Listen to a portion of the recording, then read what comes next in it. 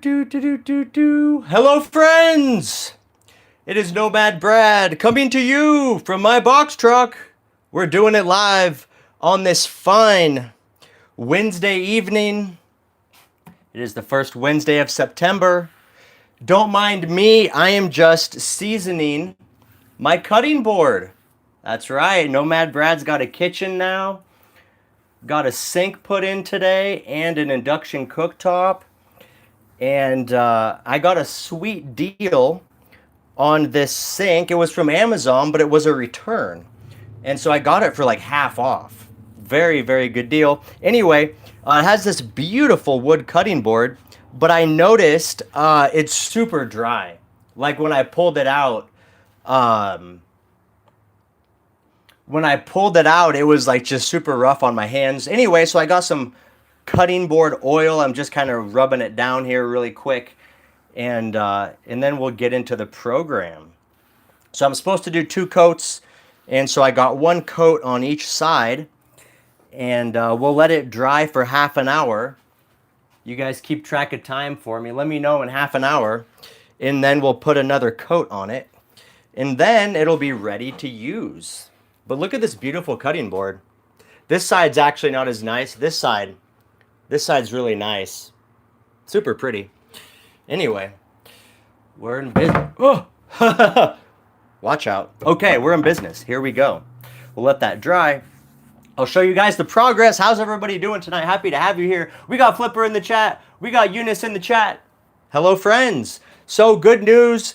The Econoline is officially sold. I no longer own it.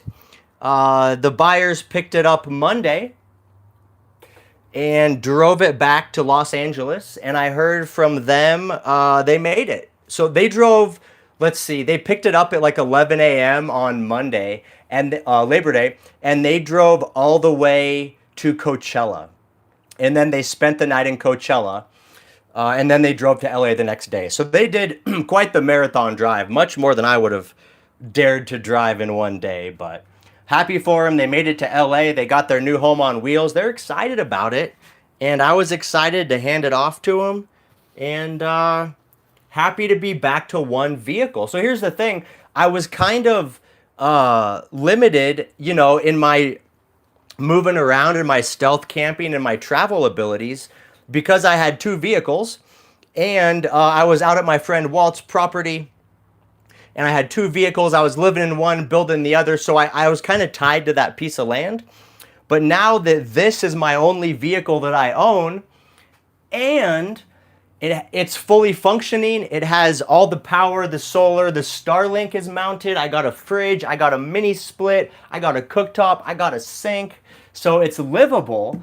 And so now I can kind of get back to stealth camping and kind of cruising around. So what I did today actually is I spent the day in the Lowe's parking lot, and that's where I did this whole sink business at. So the cool thing about being mobile, is you can, like if you have a project to do, you can do it in a parking lot of like a Home Depot or a Lowe's, and then every time you need a little part or piece, you can just run inside and pick it up. And I went into Lowe's like 3 times today while I was doing this sink project. So it's super handy. Didn't have to, drive half an hour into town.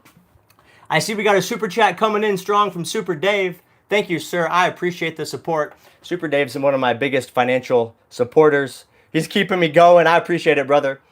And we got the Super Dave toilet. It's right here. It's working wonderful. This is the OGO.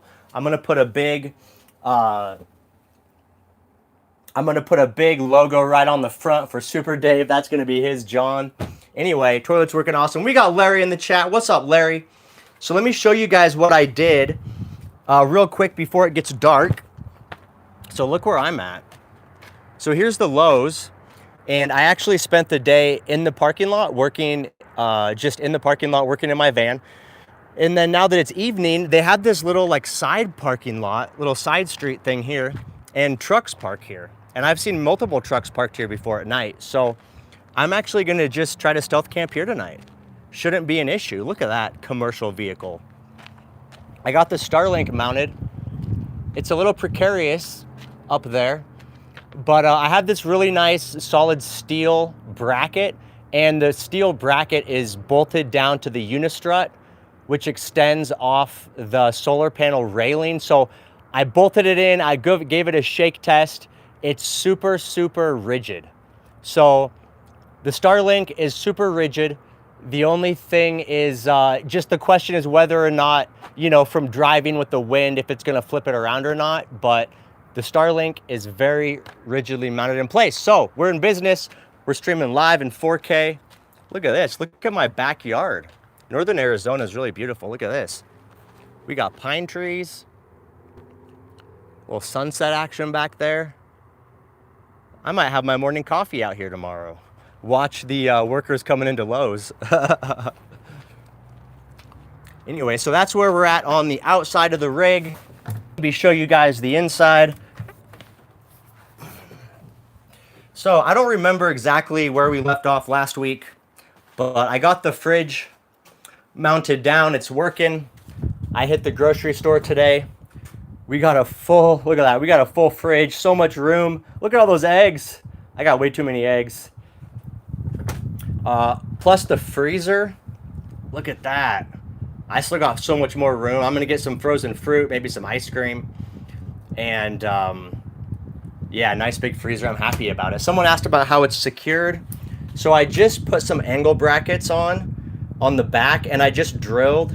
You can drill into the frame of the fridge. There's no refrigerant lines or anything. So I drilled into the steel. This is just kind of temporary. And then I got a bracket down here. And then I have one bracket down on the inside, but I haven't screwed that in yet. But it's pretty secure as it is. I might add another bracket up top or something. But yeah, so far it's been good. I've been driving around town, no issues. Fridge is mounted up. It's still being powered off the Epoch lithium until I get my custom electrical installed. We're still just using the Blue Eddy Apex 300. And someone asked about the toilet, the comfort level. So the toilet is super comfortable. Here's the thing about the toilet is previously I had the Boxio, which was a good toilet, but you know, whenever you wanted to use it, you had to like set it up, put a bag in, do your business, and then remove it, tie it off, throw it away. So it was a little extra work. Now with the Super Dave composting toilet, you just hop in, do your business, press the little agitator button, and you're done. And then once a month, you just dump it out. One big dump, and that's it. So super comfortable. It's really, one thing I want to mention about the Ogo is it's really high quality. Like the plastic they used, it's super thick, it's heavy. So like when you sit on it, there's no flex, there's no give. It's a really nice toilet. And I'm not just saying that. It's a really nice toilet. I'm super happy with it. And already, just for the 2 weeks I've been using it, or maybe the week I've been using it, I really, really like it. So if you guys are thinking about some type of toilet, the Ogo is very nice. Okay. And yeah, so I use vinegar. So I have a spray bottle right here. It's 1-to-1 vinegar and water. So basically, after you use it, you just give it a quick mist and then wipe it down with a paper towel. And you're done. And that deodorizes it, disinfects it, and it's super simple. So I really like that toilet. Now, let me show you guys the fun stuff that we did today. Super Dave, Super Duty, what does e-bike van life say? I was wondering the same. Nature's Head says you can use regular TP. Yeah, so the thing is, the Nature's Head is a little bit bigger. This one's more compact, and I wanted a small toilet because I'm gonna slide it in and out. So the Nature's Head is just too big for that. Also with the Nature's Head, it's kind of a pain in the butt to remove the urine bucket, because you have to like unscrew it and then take it out, versus on this one, you just slide the door open and you can pop out the little urine tank and then go dump it.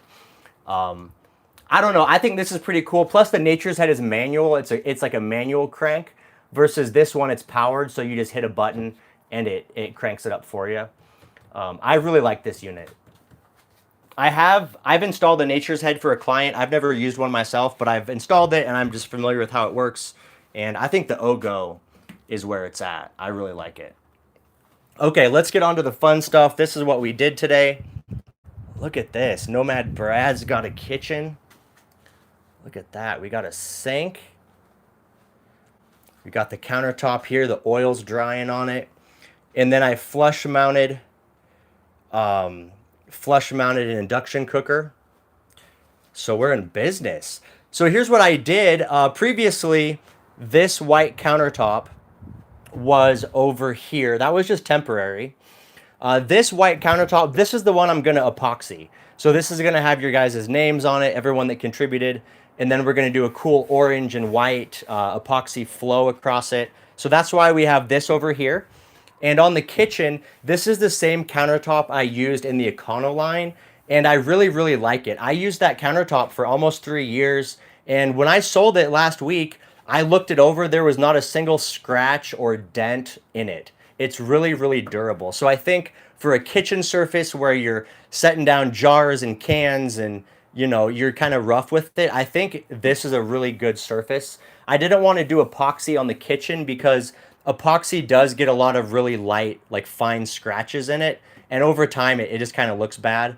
So we're going to stick with epoxy on this counter. And this is going to be my desk right here. Oh yeah, also I cut this down, right? Last week, I still had the tall walls up. So I went ahead and chopped that. Look how open this is now. It was definitely the right choice to cut that down, right? So now I just have it wide open. And so I'll have, on this side, I'll have a half closet where I'll hang all my stuff. And then over here, this is my workstation. I'll have a little desk with some drawers and a big window up here. Let's see, what else are we going to talk about? On the sink, this is cool. I got it on Amazon, of course. I got a really good deal. It was half off. It was a return, but it has, the little drying rack, which I really, really like. And then also it has the little strainer piece on the bottom. So you can like turn your dishes upside down, just let them drip dry. And then it's got a little white drain cap with it. So I haven't plumbed it yet. I'm probably going to do that tomorrow. I have the thing stubbed out. I got some 1-inch pipe from Lowe's. I'm just going to use 1 inch for my drain. I'm super conservative with water. I'm not dumping a ton of water down the drain. So I'm just going to use 1-inch PVC. And so for now, I'm just going to run it through and just drill a hole and just let it drip onto the ground until I can get my gray tank installed. But anyway, super nice sink. This is, it's 21 wide and then it's 19 deep. So the last sink I had in the Econoline, it was way too big. That big stainless sink, it was like 32 inches wide. And I never used all the space. It was overkill. So I went a little smaller in this one. But it's still really deep. It's 9 inches deep, so I can like set my Instant Pot down inside, wash it out. You can still wash out large items, but it's a little bit more conservative. Someone asked about the faucet. I haven't got it yet. It'll just mount right back here. So I'll get one on Amazon. They're a lot cheaper on Amazon. I'll just get a little stainless faucet, kind of a short one that comes up. And then the one that has the little handle that pulls out so you can wash everything down. So excited to have a sink. At least I have a little, I can kind of, rinse stuff out and use that as a catch for now. And then we'll put the drying rack back on. So we're in business, and we got to put another coat on that. And then the cooktop, that's super nice. That flush mounted in. So someone mentioned last week I should test it out before I flush mounted it. And I did. I tested it for a few days. I cooked on it. I boiled eggs on it, made coffee on it. And it works really good. So really like it. Someone's asking about the sink. It's a composite. They call it granite composite. So it feels very similar to like kind of what this countertop is. It's definitely not a plastic. Like it's really hard. It's pretty heavy. But it is, it's not stone. It's not stone, but it's really thick. So when I was looking at Amazon, there's a couple of different ones I looked at, and this one had the best reviews, and multiple people said it was really thick and high quality. The other one I was looking at, a lot of people reviewed it, and they said it was like thin plastic. So this is a really nice, heavy-duty composite. One reason I didn't get stainless, after having stainless in my last box truck for a couple years, The problem is with stainless is that it gets like water spots and it gets dirty really easy. So anytime you're like rinsing something out, you get like little mineral deposits on the stainless, and I was constantly having to clean it. So my thought was with this white composite sink, because it's white and water spots are white, it really shouldn't show up on this sink. I should be able to go a lot longer between having to clean it. So that's kind of the reason I didn't go with stainless, even though I do prefer the look of stainless. I think stainless has a nice look, especially against white. But for me, it's more about function. I'm going to do a little more oil on this countertop. For me, it's more about function, and I just was tired of cleaning that stainless one all the time. And then also, from having like the tray and stuff in the bottom and driving around, it left little black streaks. It was kind of a nuisance. So anyway, that's why I went with the white. Somebody's asking about links for all these products. So I will make a new Amazon list. I'll make a new Amazon list with all the new products that I've used. The Amazon list I have now is old. It's from the Econoline build. And so I will go through and update it. And I'll put all these products on there, the induction cooker, the sink, the toilet, the fridge, all that stuff.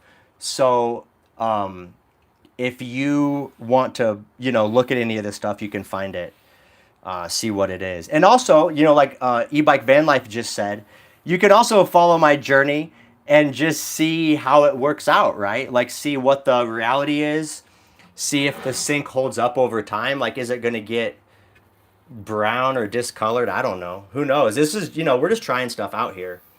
But I think it's going to be okay. I think it's going to be just fine. So, put another coat of mineral oil. Someone's asking if I missed the Econoline a little. So, the thing with the Econoline, keep in mind, that was my 4th vehicle. This is the 5th vehicle I've converted. So, it wasn't like that sentimental to me. I really enjoyed building it, but I don't really miss it. I mean, I got a lot of use out of it. It took me some really good places. It was a good rig. It never left me stranded, even though it had some mechanical issues. It never stranded me. So it was a good rig. I was happy with it, but I'm happy to move on to something new now. And the reality is, that I was done with that Econoline. There was no more like building or projects to do. And so I kind of, I was kind of just bored with it. And I really wanted more space, a shower stall, room for all my solar stuff. So it was really just time to let it go. So I don't really miss it, but I'm grateful that I had it. And, the other thing too is, when you build a vehicle yourself, it's like you learn and grow from that experience, and then you take all those skills with you, right? And now I'm applying them to this new build out. So it's not like I really lost anything. So overall, I'm happy. I'm happy. The new buyers are happy. Happy to be down to one rig. I'm loving the NPR. I really like driving this cab over truck. It drives so much nicer than my Econoline. I really like it. So let's see. I'll show you guys one thing on the induction cooktop that I'm a little concerned about, and we'll see. We'll just have to see over time how it works. Let me see. This is done. I wiped up all the excess. Let me try. I think I went a little heavy on this side. It's a little oily. Let me just give this guy a wipe. Okay, here we go. You always got to oil your cutting boards, especially if you go to places with low humidity like Arizona, especially Yuma in the valley. In my last box truck, I had a wood cutting board like this, and I didn't condition it. And I spent some time in Yuma, and the humidity, it cracked it. It caused the layers of wood to actually split and separate. So that low humidity in Arizona is no joke. You really gotta condition your stuff. Okay, let me wipe off my oil fingers here. How you guys doing tonight? You having a good time? Hey, people like the e-bike van life channel. Happy to hear it. I'm glad you guys subscribed. He's a good dude. He's killing it down in San Diego. We'll be meeting up here in a little bit. We'll be getting together. He'll be helping me on the rear door. Okay. So let's see. Let me close the cap on that oil.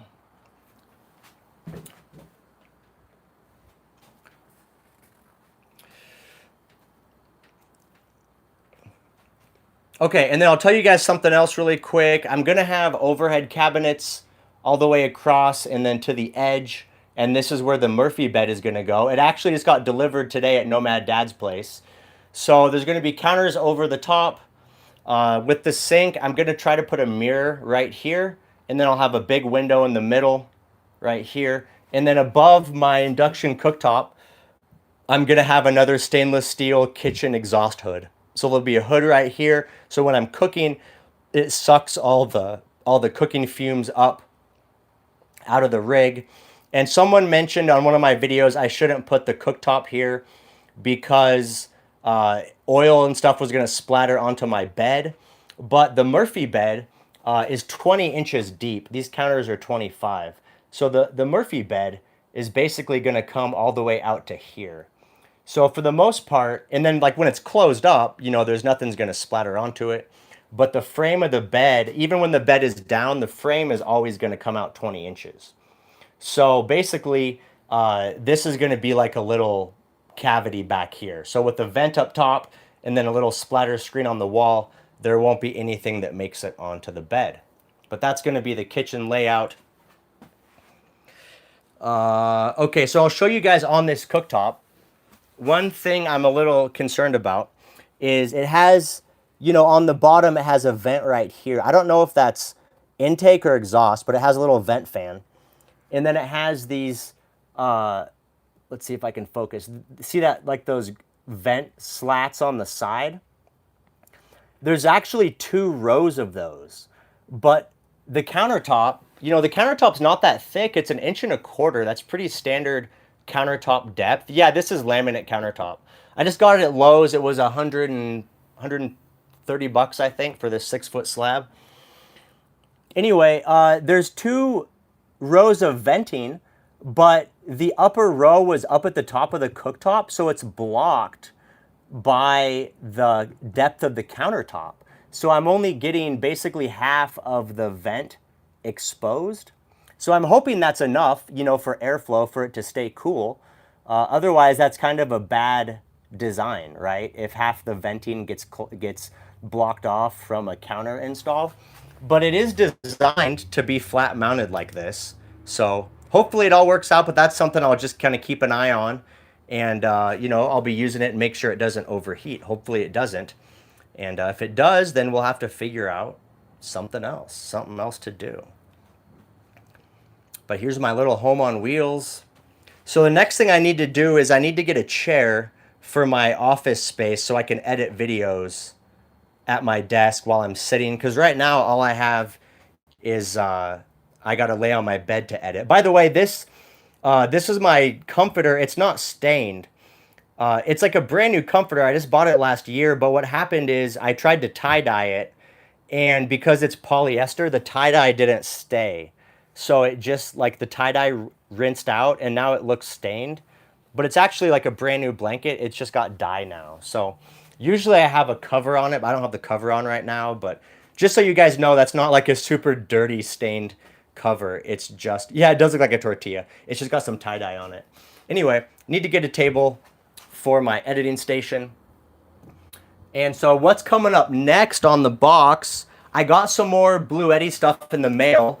I'm getting ready to do my full electrical. They still owe me a couple more parts before I can still install it, but I'm getting close. So I'm hoping I can I'm hoping I get everything by the end of the week, and then maybe I can do my electrical install next week. Tomorrow I'm gonna do the plumbing. I'm gonna plumb the drain line so at least I can pour stuff down my sink. And I got my ceiling strip lights. I went with the Govee brand LED strip lights. So these are really cool. So what I'll be doing is covering over these screws with a thin piece of trim, and then the strip lights are gonna go on top. And these strip lights are actually long enough that I can do like all the way down, and then it can come across the front. So it'll be like a big U shape. So that's going to be pretty cool. Govee is super nice. They have an app, and you can set all kinds of cool custom patterns and color combinations. And then additionally, it also has regular white. So like when I'm in here cooking and filming videos, I can just put it on white, and then I have good lighting for working. But then if it's like party mode, you can pick colors and patterns and stuff. So pretty excited. I'll probably do these. I'll probably be able to put these in this week. Maybe. Well, I got to edit my video too. I don't know. Maybe this weekend I'll put them in. But that's where we're at. We're getting close, guys. We're making it happen. Mike says, I have Govee on my house. The app is great. Govee's a great brand. A lot of people like Govee. I heard they're brighter than the Philips Hue. Yeah, these will be the first like legitimate brand name light strips I've bought. I've always just bought the cheap, like no name ones on Amazon. And they work okay, but they don't have like all the cool patterns, and they're not as customizable. So I think these Govee ones are going to be, I think I'll like them a lot more. Let's see, what else do we got? So I think that's what we'll do. We'll do the drain tomorrow, and then I might go back to camp, back to Walt's property. I have my gray tank out there. I might install the gray tank, and then I need to order a faucet, and I need to order my freshwater tank. Frankie and Alex, F&A Van Life in the chat. How do you spell the lights? It's Govee with a V. It might be, the video might be reversed because I'm on selfie mode, but it's Govee. And these are the LEDs. And so this is 32 feet, and it was only $100, maybe like 109 or 110. But yeah, these are super nice. They have a cob style, which is like the newest technology, but those ones are like $150 for a 15-foot strip. So I didn't want to spend $300 on lighting, so I got these for like 110, 120, and they look pretty nice.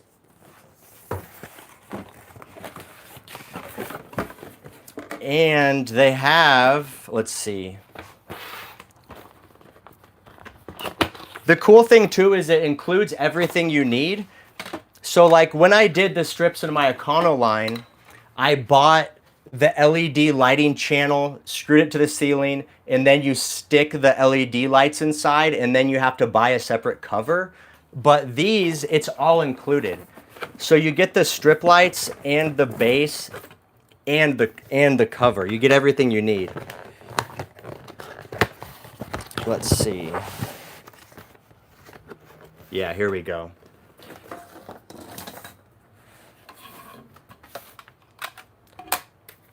So everything's in the kit. So they give you the little track piece. This like sticks up to the ceiling, and then the lights go in the strip, and then it has the little diffuser cover, and it clips over it, which is kind of the same thing I did before, but I just had to buy everything separate, versus with this kit, it's all included, which is just kind of nice. Let's not break it. Does this go on the outside or the inside? No, it goes on the inside, I think. Oh, I'm going down one too many. There we go. There we go. Just like that. So this will stick to the ceiling like that. It'll cover up all my screws. And the other thing too is it has this little diffuser on it. So when the light lights up, it's like a really soft light. And it's just, yeah, it's just a nice kind of a mood. And it already has the 3M tape on the back. So that'll be a fun project. The challenge is going to be to get them all straight. So I'm going to have to spend some time with a straight edge and make sure I get them all lined up straight. But yeah. Build is coming along nicely, fast progress. The lights are 12 volt. The lights are 12 volt, but it comes with a power supply. So I'll probably I'll plug it into 110, 120, it doesn't matter. But look how much bigger it feels in here with that cabinet removed. So if you guys remember last week's live stream, right here, I had a cabinet floor to ceiling. So there was like kind of this dead space, but now it's wide open. I can do the spin. I can't touch the walls. Look at that. I can barely touch the ceiling, but I'm standing on an inch of foam. So once I move the foam, I can't even touch the ceiling. So it's pretty sweet deal. I'm liking it in here. It's feeling like a home, guys. It's feeling like a home. I'm excited to start traveling. Let's see. Okay, let me put this away. I'm going to put these lights away. You went with the 12 volt fridge. Yeah, I did go with the 12 volt fridge. Why not a 12 volt air conditioner? Because I wanted a traditional mini split. They don't make 12 volt mini splits that are 12,000 BTUs. They make 12,000 BTU 12 volt rooftop air conditioners. But if you get a rooftop air conditioner, then you're losing space for solar panels. So I went with a full mini split. And guys, I'm not playing around. Here's the thing. With this mini split, this is the same capacity that was in the Econoline. If it's 100 degrees in the box truck, I can turn this thing on and this space turns into a refrigerator in 20 minutes. It's that quick to cool everything down. If you guys get those little 12 volt mini splits that are like 9,000 BTUs, they don't cool like that, man. It ain't the same. So that's why I did the full residential unit. I was super happy with the one on my on my Econoline. No regrets. Super happy I went with it. Also, it's a heat pump, so it does heating as well. Frankie from F&A Van Life, he has a 12 volt. He just got a 12 volt mini split from Out Equip Pro. I'm curious to see how it works, but yeah, this unit's it's a monster. The one F&A has is only like $800, so it's half the price. This was like $1,900. This thing, or no, it was $1,600. So this thing wasn't cheap, but for me, like, I don't want to compromise on my air conditioning or my electricity or my refrigeration. Those are like the three things that I don't want to have to worry about it. I don't want to have to worry about it breaking. I don't have to worry about if it's going to work properly. So that's why I got the dedicated 12 volt, the expensive Rec Pro fridge. I didn't get a little mini fridge for $200 from Home Depot. I wanted something that was pretty much guaranteed. That's why I got the 120 volt mini split. I used it in my box truck for almost 3 years in my Econoline. It was fantastic. No regrets. So I got it again. And with the electrical, that's why I, do everything as nice as I can. I use the best quality components. I'll compromise on other stuff, countertops and sinks and cooktops. This is a cheap cooktop.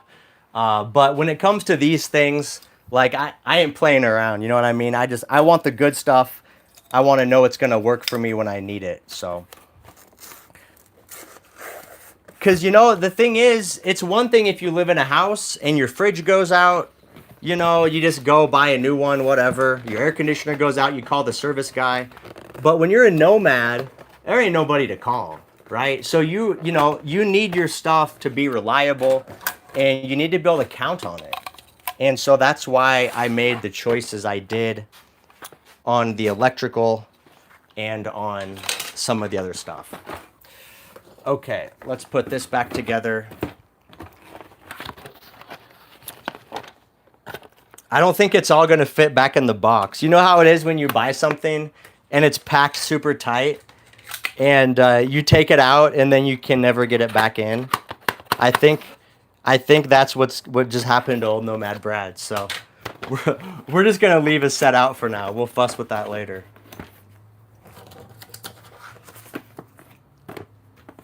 Also, I'll mention this mini split. It also has an app for your smartphone.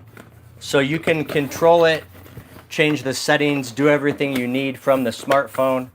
You know, it has a regular remote control as well, but sometimes it's nice to, you know, just be on your phone and be able to make adjustments that way if you need to. All right, lights back in the box. Cutting board's looking good. It's drying up.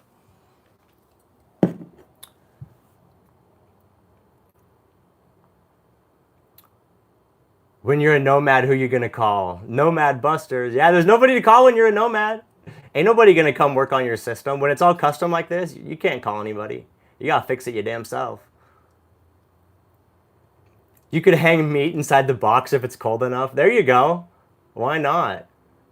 Do you run a separate inverter for your AC? No, everything runs off one inverter.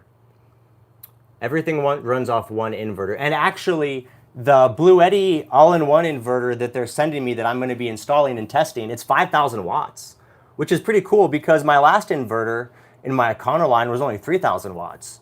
Now, I never maxed it out. I never had a problem, never needed more power, but now I got it. So I am going to have an electric water heater in this one, so I might end up needing more power, and I got it if I need it. 667 people in the chat. I love it. Thank you so much. Give me a thumbs up. We got 683 people watching, only 157 thumbs up. Help a brother out. There we go. 158 likes. Give me a like. I appreciate you guys. Spread the word. Stefan says, truck is looking good. So much room. Very cool, brother. Thank you, Stefan. I appreciate you.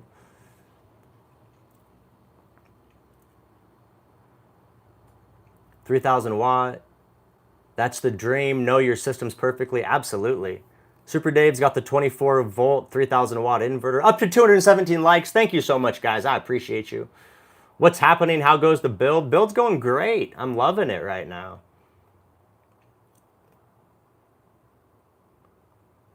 Hello from Canada.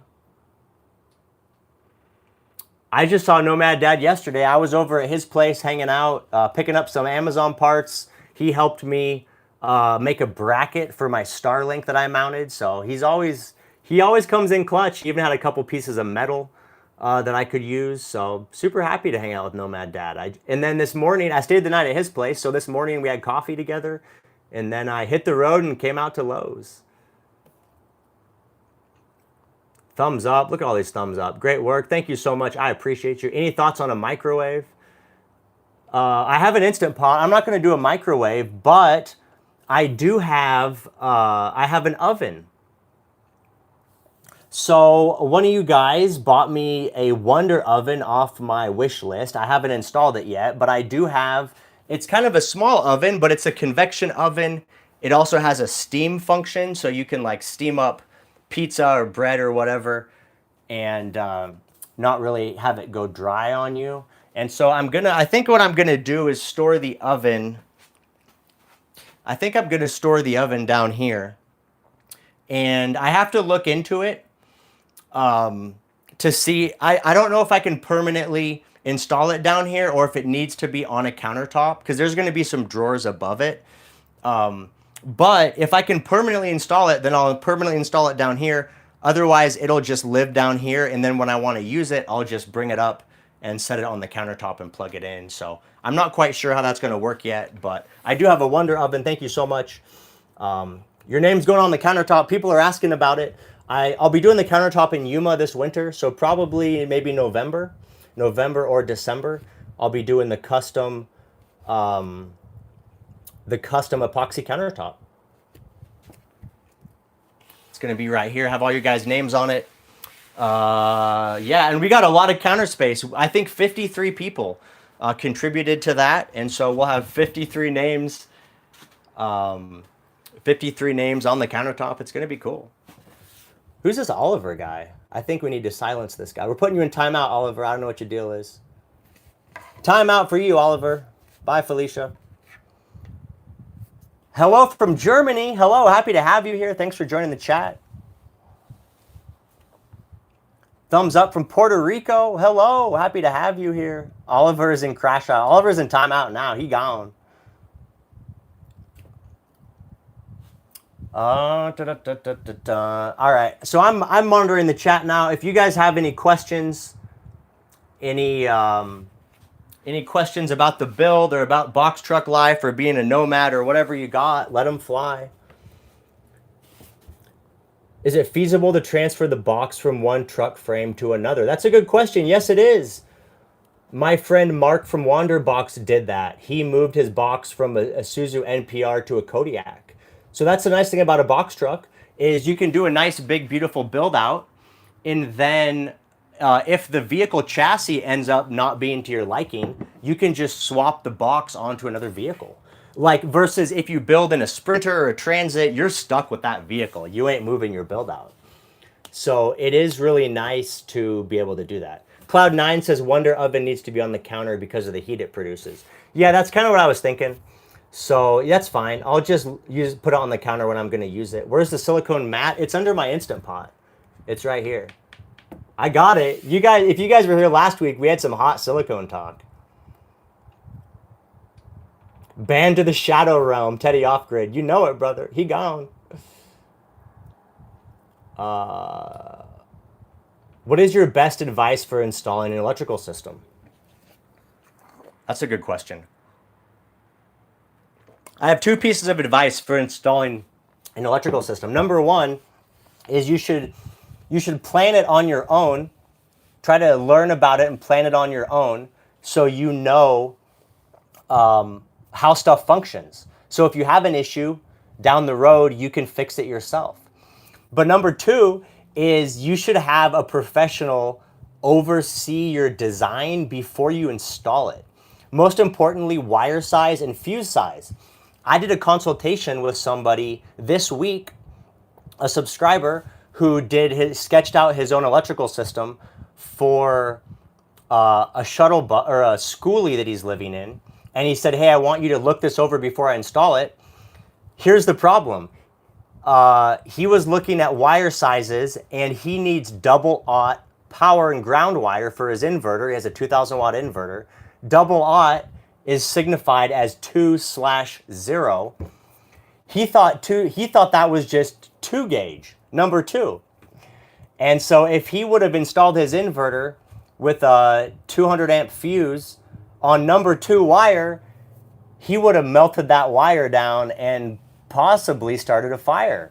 So it was very good that he got some advice from somebody that could check his work.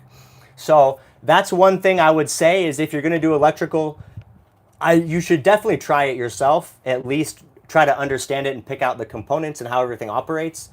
But you should get a professional opinion before you do it, because a simple mistake like confusing 2 gauge for 2/0, that could cause a fire. So fortunately, I was able to save him, and I got his sizing fixed up, and he's off to the races. But that's my advice for an electrical system.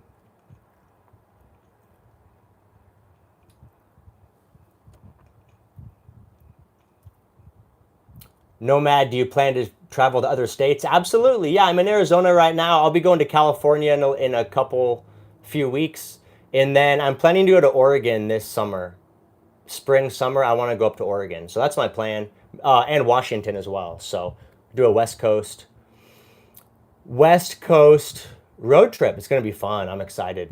How do you figure out the gauge of wire? You can look it up online. There's a wire size guides. It all depends on how many amps you need to flow through the wire and how long the wire run is. It's not difficult. None of it's difficult. It's all math, which is what's really nice about electrical. It's all math. As long as you follow the rules and the charts, you can't mess it up. As long as you understand, the wire sizing and stuff. But yeah, it's all free information available on the internet.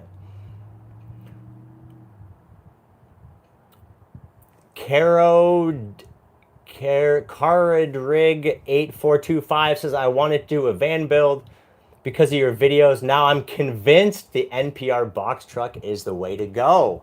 There you go, man. Box truck is the way to go, regardless of what cab chassis you choose. NPR, Econoline, Chevy Express with a box on the back, Transit with a box on the back. As long as you get a box, you're going to be happy. The cab chassis, that's going to be more of a personal preference, or a Kodiak. If you want a big diesel engine, like what e-bike van life has. He's got the big Kodiak with, I don't know, like a 6 liter diesel or something. If you want, 500-600 horsepower, then that's definitely get a big Kodiak diesel. But I'm super happy with this. It's got the 6 liter Chevy V8. It's not a monster engine, but it should be reliable, and parts are going to be cheap and easy. So I'm happy. Someone says Lydia Rico was talking about you on her live stream this weekend. Yeah, me and Lydia are friends. I met her in San Diego. I've talked about her on my videos. I've shown her videos on my videos before when I was eating dinner, watching YouTube. I had Lydia's videos coming up. So she's a great lady. I always like to promote her stuff. And yeah, so I'm happy she's talking about me. Happy she is sharing. Probably because I'm doing a build out. Lydia Rico's in Spain right now. That's like she's a 50-50 resident between here and Spain. She has family in Spain. And so she bought some little European, it's basically like a Transit Connect. And so she did a real basic build in it. And she's traveling Spain this summer, but then she's coming back to San Diego. So I'll probably see her this winter in San Diego. And maybe we can do a video collab, me and Lydia. She has a VW van here in San Diego. So maybe I can get her in my box. We'll do some cooking or something. She's a really good cook. So hopefully do a video collab with Lydia Rico. That'd be fun. From Northern California, ever think about getting an air fryer? I don't know. I've never thought about it. I know they exist. I don't really eat fried foods, so I don't think I would get an air fryer. Like I don't eat onion rings and fries and stuff, so probably not for me. I'm happy with the Instant Pot and then the Wonder Oven. I'm gonna be in business. Will T5 says, why the Kodiak a good choice? Kodiak's a good choice just for the engine. It's a big diesel. Pretty reliable. I think it's a Chevrolet. I think Chevrolet makes the Kodiak. I think. Anyway, yeah, it's got an Allison transmission. It's got a good engine and transmission. Big, yeah, 6.6 liter Duramax. So huge diesel. You can go 500-600 horsepower. You can get a big GVWR. I don't know. E-bike van life. What's your GVWR? Is it 16,000 or is it 19,000? So you can get a higher weight rating for a heavier build, and you can tow stuff with it. So if you want to build out like a heavy rig, or you want to tow a trailer or a vehicle, then you probably, yeah. So e-bike van life, his GV is 19,500 pounds. Mine's only 14,500. So it's a little heavier duty. You can do a lot more with it for sure. Yeah, anyway, so Kodiak's a good choice. That's really the only, like in my mind, that's really the only engine. Anything over 19.5 requires CDL. False. False. Anything over 26,000 pounds requires a CDL, not 19.5. And it depends on the vehicle. Because if you get an RV, there's no CDL required. You can have a 30,000 pound Class A RV towing a 10,000 pound trailer, and you can have an 80-year-old guy, it's blind in one eye, driving it down the road with a standard Class C license. So 26,000 pounds or more is a CDL, unless it's an RV. Then it don't matter. You do whatever you want.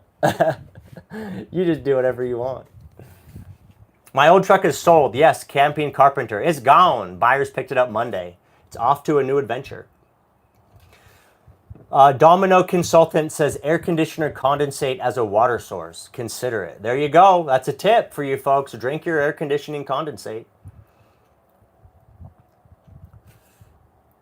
Jonathan Rome says, I did that for 8 years, drag racing all over the country. 45-foot motorhome, 36-foot race trailer. There you go.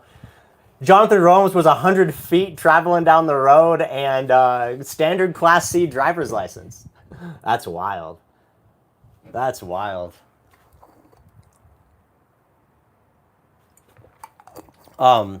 Anyway, yeah, as far as I know, the Kodiak is like, that's the biggest engine and the smallest footprint. The only thing you can get that competes at that point is like international and Freightliner stuff.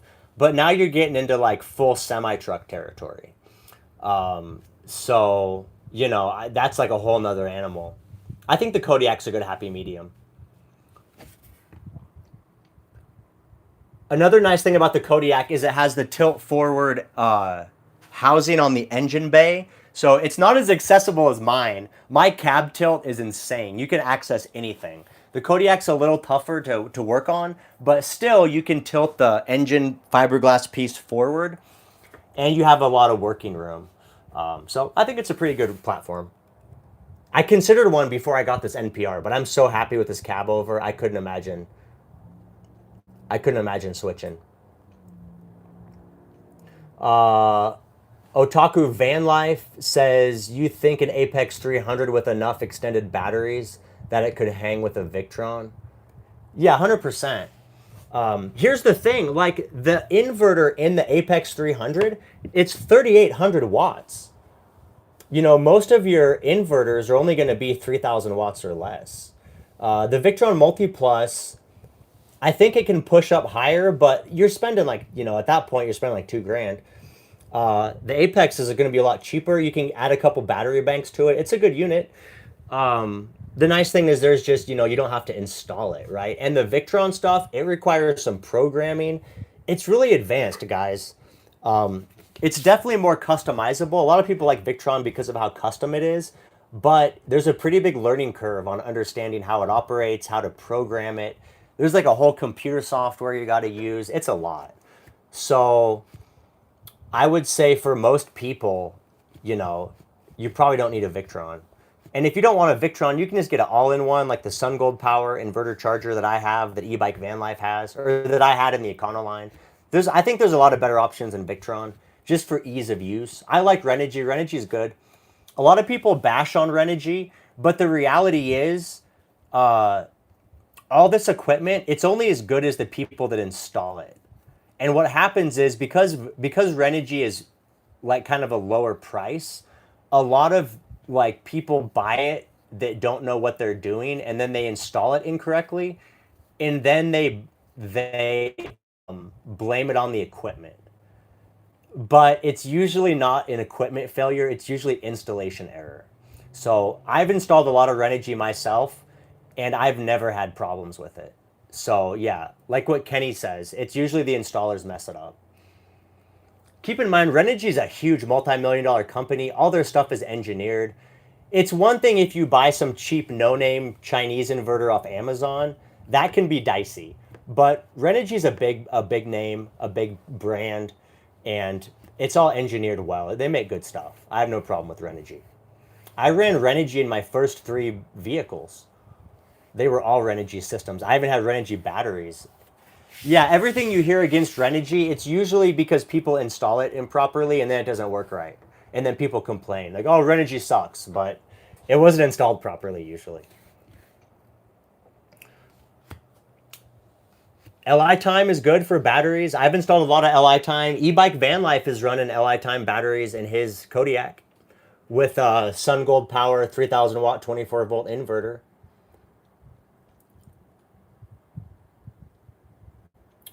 What insulation did you use? What did it cost me? Man, I don't know. I have all my expenses written down, but I haven't tallied them up yet. I used 1-inch XPS rigid foam and spray foam in the walls. So I have 1 inch. All the walls and the ceiling is a total of 1.5 inches of insulation. It's 1 inch of rigid XPS and 1/2 inch of spray foam. And I'm pretty happy with it. I think it's going to be just fine. It's more insulation than I had in the Econoline, and it's better quality insulation. So, plus I have that huge ass mini split. So, I mean, it's not going to be an issue. I am installing a diesel heater soon. I had a company reach out. They're going to send me one to test out for YouTube for all you guys. I'm pretty excited. It's built into like a briefcase and it's sealed against the weather. So I'm actually going to be installing my diesel heater. The whole unit is going to mount under the box truck. And then all I have to do is drill 2 holes in the floor, one for the warm air exhaust and one for the cold air return. So I'll just drill 2 holes in the floor and run a couple vent hoses and I'll be in business. And then the whole heater mounts outside. And then that way it's easy to fill the fuel tank. You just fill it up when you're at the fuel pump. Or I'll probably have a little separate 2-gallon fuel tank as well that I can just fill up to top it off. But I'll be putting a diesel heater in the next couple weeks. It's getting chilly up here in the mornings up here in northern Arizona. It's starting to cool down. It's still hot as balls during the day, but it's cooling off at night. So I might be running the diesel heater in the morning, maybe a little bit when I wake up, and then I never run it in the evening. The box stays plenty warm during the day just from moving around, body heat, and the heat from the inverter and the refrigerator and the batteries. All that stuff puts off heat.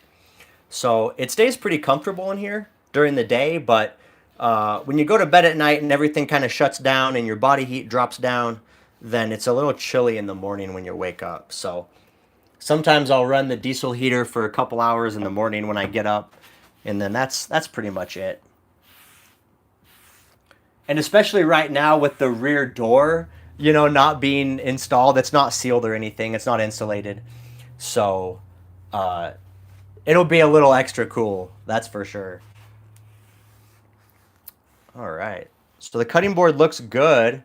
It's got a little extra oil on it, but I think we're going to be okay.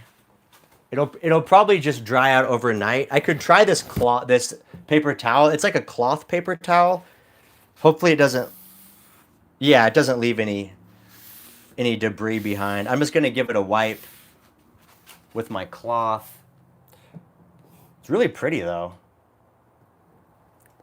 The oil really made it look nice. It's a really shiny, I don't know what kind of wood it is, but it's very beautiful. I'm very excited about it. I think what I'm going to do with this cutting board is I'm going to leave one side that I don't cut anything on. And so that way, when I have it in the sink, it's going to always kind of look nice and shiny. And then I'll use the other side for all my cutting. Woo! That's still oily. For all my cutting. So that way I have basically a good side and a bad side. There we go. Get it all wiped out. We're in business. And then let's pull this over. Oh, there we left a little fiber there. There we go. Nice. There it is. Look at that. Super happy with the kitchen.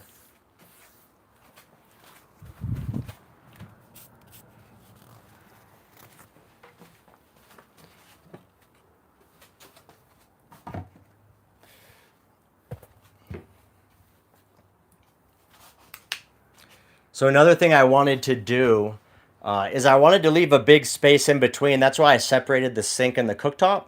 So I have there's 3 feet in between. So when I'm doing dishes or cooking, I can set stuff all in the middle and I got plenty of room to work. Someone asked earlier about my L shape. If you looked at my initial blueprint, I was going to extend the kitchen out a little bit and have kind of an extended countertop. But I didn't end up doing that. I decided this is plenty of counter space for me. I really don't need more than this. And so I wanted to just go ahead and keep the entryway open.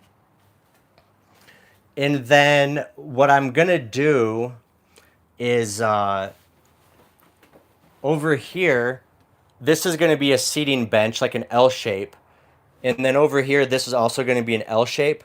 So what I might do is I might extend just the wall out a little bit on each side so that there's a nice big back piece, so that the plan is you can sit here with your back against the wall and you can look out.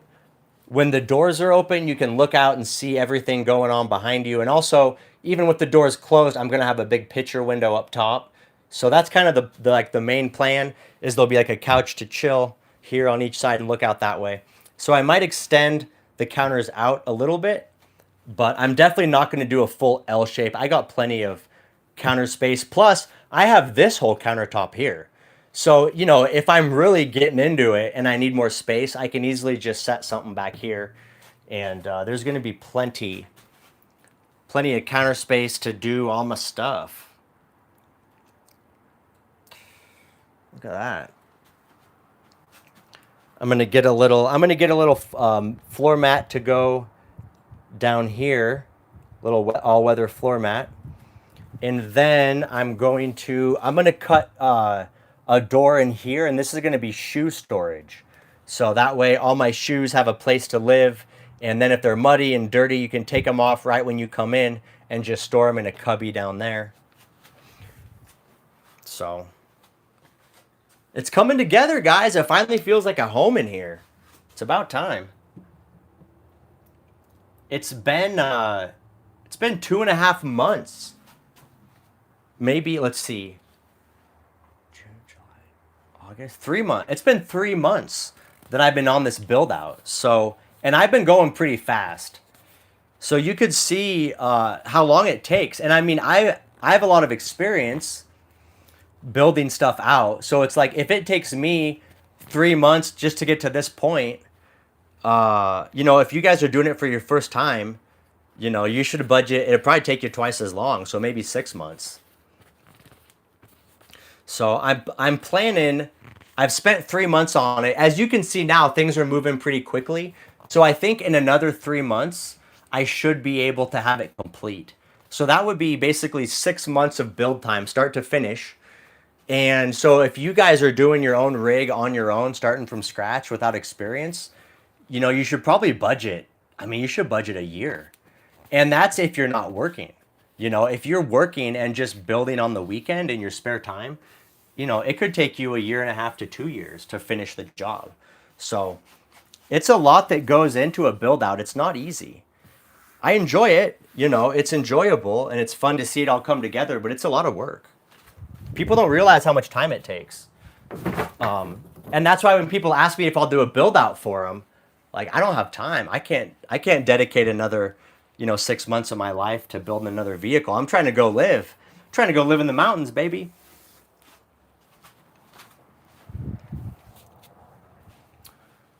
Okay, let's see. Let me get back to the chat. I saw a question come in.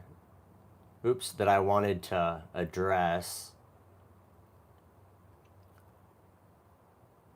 Oh, did you decide on steps?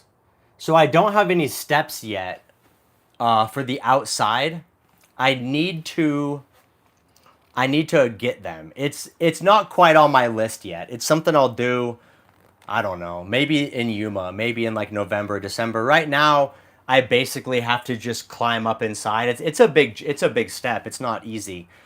But I'm gonna get the power fold steps. They're expensive. They're like $1,200, but it just makes the most sense to me because the thing is, I want to be able to have the steps open and close when I'm inside the vehicle. And if you get the manual steps, then you can only fold them up from outside. So I would have to either leave them out while I'm in the vehicle, which isn't really good for stealth camping or even just being in the city. Or like in a parking lot, you don't want to leave your steps out. Someone could drive into them or trip on them or something. So anyway, for that reason, I want to do electric ones so that I can control them from the inside. So anyway, that's what I'll do. I'll get the power ones. Nomad Dad will build some steps. He could. Yeah, he definitely could. He's a pretty ingenious guy. I got a lot of my tricks from him. Planning for windows. Yes, I have one window already. One of you guys bought it for me. I appreciate it. I'm going to install it right here. Brad, you have an e-bike. I do have an e-bike. Yeah, the brand is Hovsco. Hovsco. Hovsco. It's really nice. It's a fold-up style. It's really well built. The thing I really like about it is it has hydraulic brakes. So it uses like an oil in the brake line. So when you hit the brakes, it stops you fast. The e-bike I had before, it was a little bit cheaper. And if you get like the $600 to $800 e-bike, it's going to have regular cable brakes. And those are honestly a little bit dangerous because when you consider how fast the e-bikes can go, those cable brakes, they don't stop you fast enough. And I figured that out on my old e-bike, the first one that I had. You'd hit the brakes and it would just squeak and slowly grind to a stop. but it didn't do it quickly. So I would recommend, if you guys are going to get an e-bike, if you get into like the $1,000 plus price tag, then you can get hydraulic brakes. And I would say that's pretty important. That's pretty important.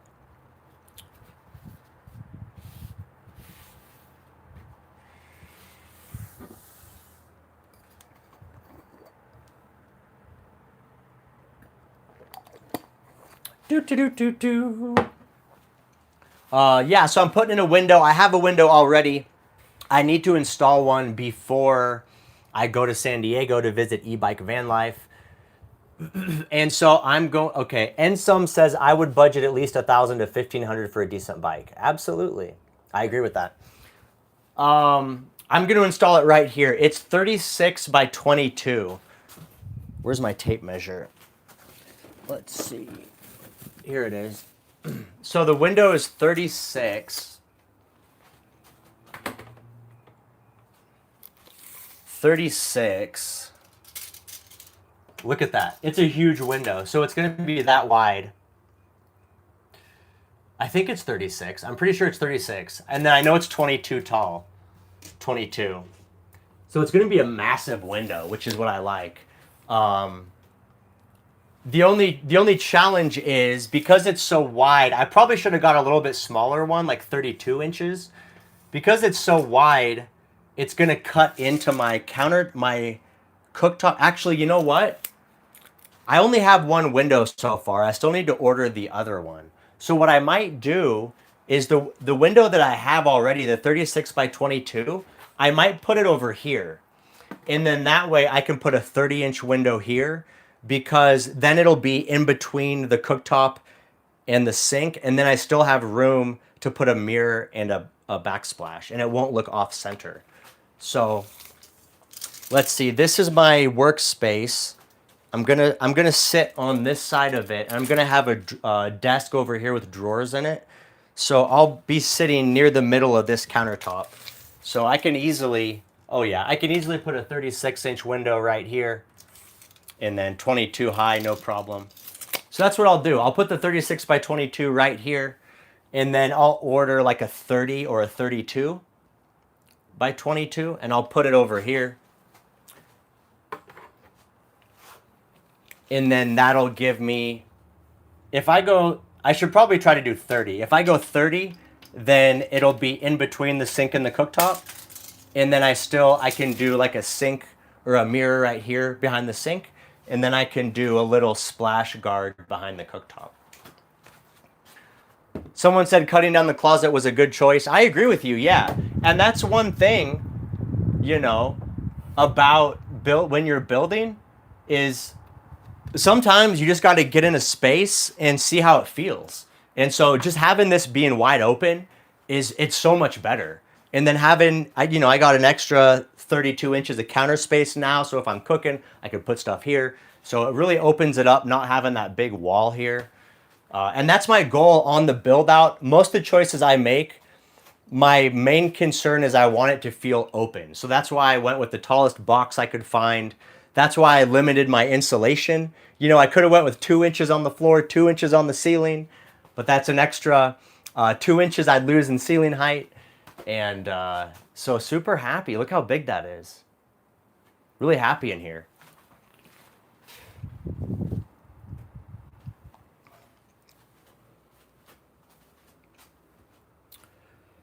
I could almost fit in that laneway. Yeah, how much space do I have between the countertops? So I have 41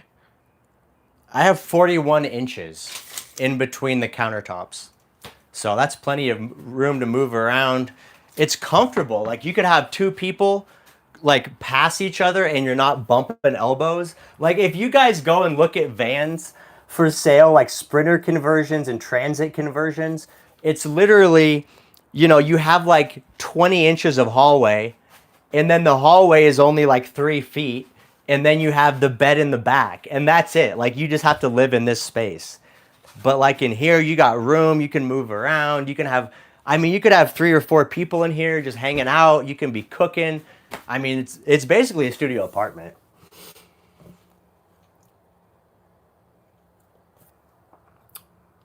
What is this? What is this chat? Someone says, you can have a dance in here. Absolutely. Van life prison cell. You got it, brother.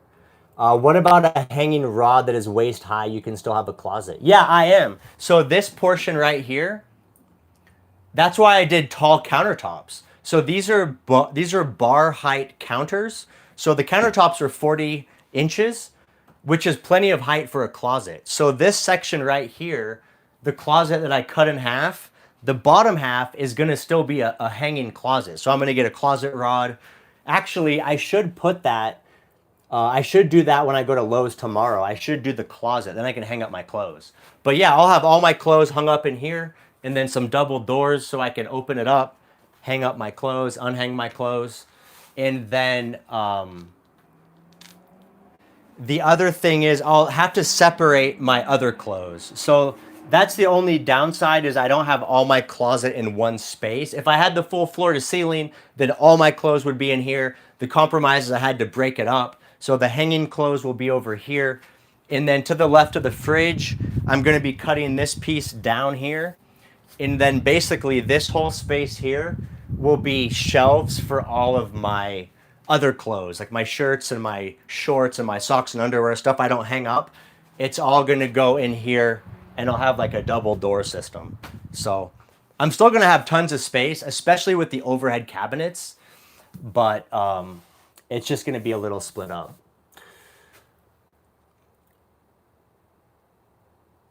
Plenty of room for puppy zoomies. Absolutely.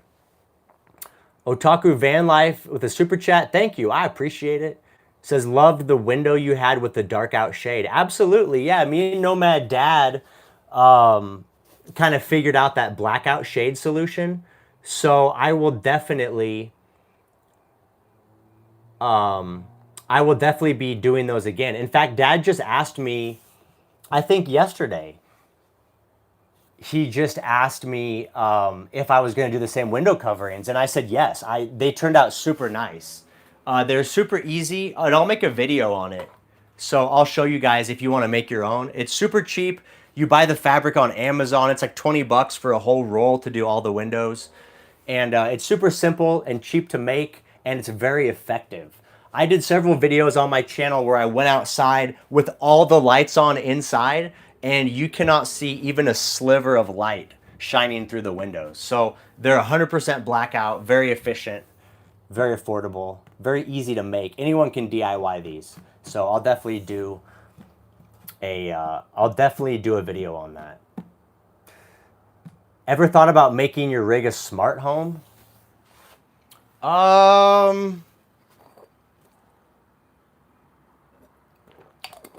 I mean, it already pretty much is a smart home.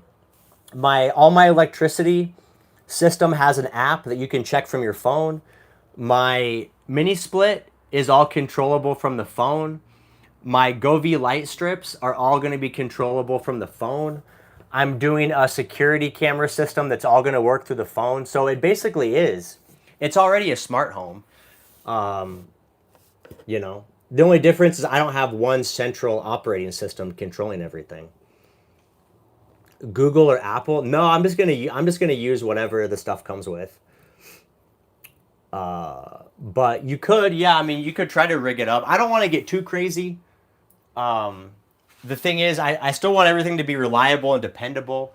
So I don't know much about the Google and Apple stuff, but I don't want to have to worry about like an update and then something isn't working right. So I think I'm just going to stick with all the native apps for all my devices. I don't want to have to fuss with trying to integrate everything.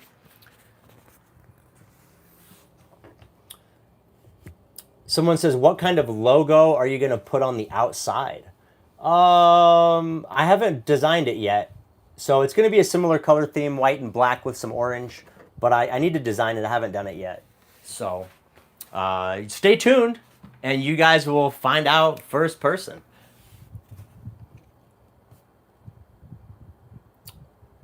Winnie is here. Good morning, Nomad Brad. Just checking in from Malaysia. Love the progress on the truck. Thank you, Winnie. Happy to have you here from Malaysia. Yeah, I know about the mirror thing, guys. I can't control it. It's the YouTube app that mirrors it. The camera settings don't change it. It's a YouTube thing. I can't adjust it. Anyway, Winnie, if you're new tonight, I added a countertop for the kitchen. I installed a sink and I installed an induction cooktop, mounted it flush in the countertop. Look at that. Pretty happy with it. I went with a white composite sink. We got the racks inside. It's pretty cool. Let's see. I saw another question come up. Let me get back to that. Oh, someone was asking about the plywood. So this is all pre-finished. It's called pre-finished birch. I got it at Home Depot. So they apply, from the factory, they apply a coating to it. So it's all ready to go. You don't have to sand it. You don't have to paint it. You don't have to oil it or put anything on it if you don't want to.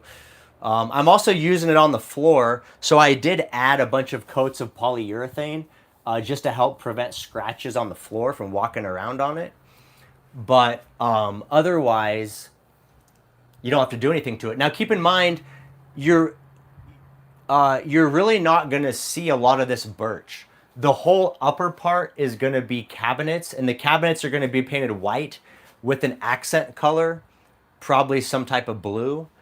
And then there's going to be a huge window cutout and a mirror. So when it's all said and done, the birch is kind of just going to be like an accent. It's not going to be fully birch walls like it is now.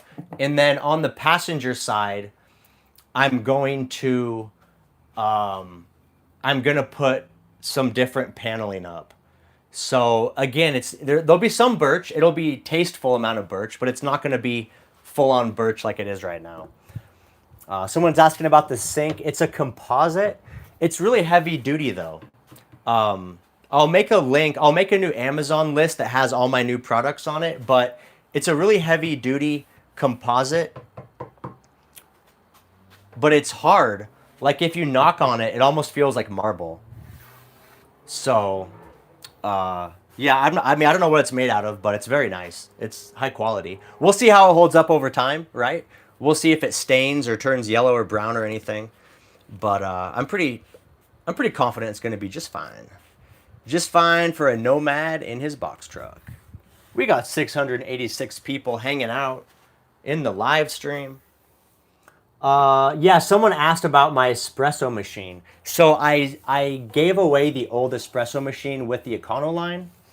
Let me turn that a little bit. There we go. I gave away the old espresso machine with the Econoline. And so what I decided is I really liked the espresso machine. It was easy to use. But I got lazy and I really didn't use the steam function to whip up the milk, because at the end of the day, like, I just want the coffee, right? I just want the caffeine. So I kind of didn't use it to its full functionality. So what I decided to do this time is I just went back to a French press. Look at this. Nomad Brad French press. The thing I like about this is I can brew up to like 30 ounces all at once. So with that espresso machine, I could make a cup at a time, but then I would have to, like keep making cups, because usually I drink like 2 or 3 cups. And so this way I could just make one big pot all at once. And then I can just pour a cup and drink it and keep it filling. And then I just do one. This is glass. Flipper's scared about microplastics. I understand. No, it's glass. So it's got a glass inside. The outside is plastic so you don't break it, but the inside is fully glass. And then the plunger piece is all stainless steel. And it doesn't even have the silicone ring. Some of these have a silicone ring around the top. This is all metal. So it's a stainless mesh filter and then a mesh plunger. So you never touch plastic except, a little bit is going to pour through the lid, tiny bit. But yeah, it's mostly just glass and stainless steel. So anyway, this is what I'm doing for now instead of the espresso machine. I've been using it for a few days now, super happy with it. I just like the volume. I like the ability to have, 30 ounces all at once. And I want to start grinding my own coffee beans. I've never done that before.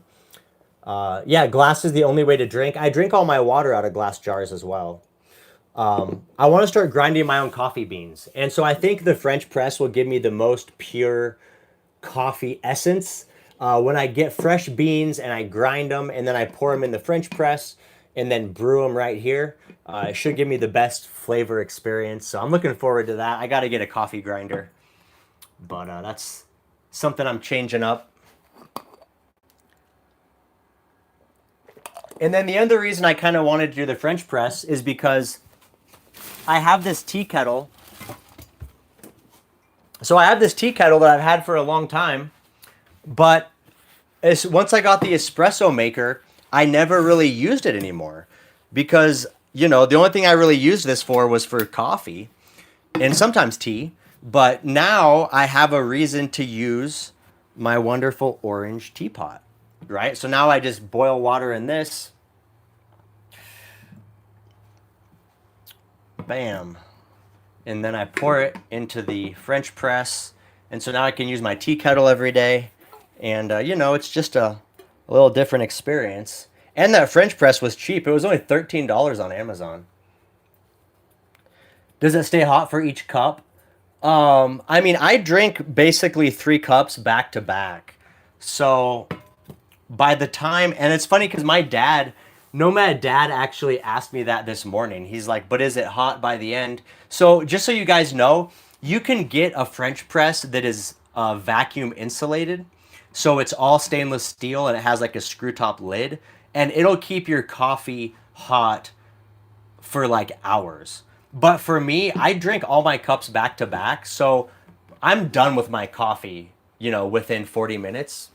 And so by then, the last cup isn't boiling hot. But for me, with coffee, temperature isn't super important. Like I don't need every cup to be super hot. Usually by the time I get to the last one, it's like it's still warm, but it's not boiling hot. But my dad said he likes every cup to be super hot. So he makes every cup fresh. But everyone's different. So whatever your preference is, purchase your coffee maker accordingly.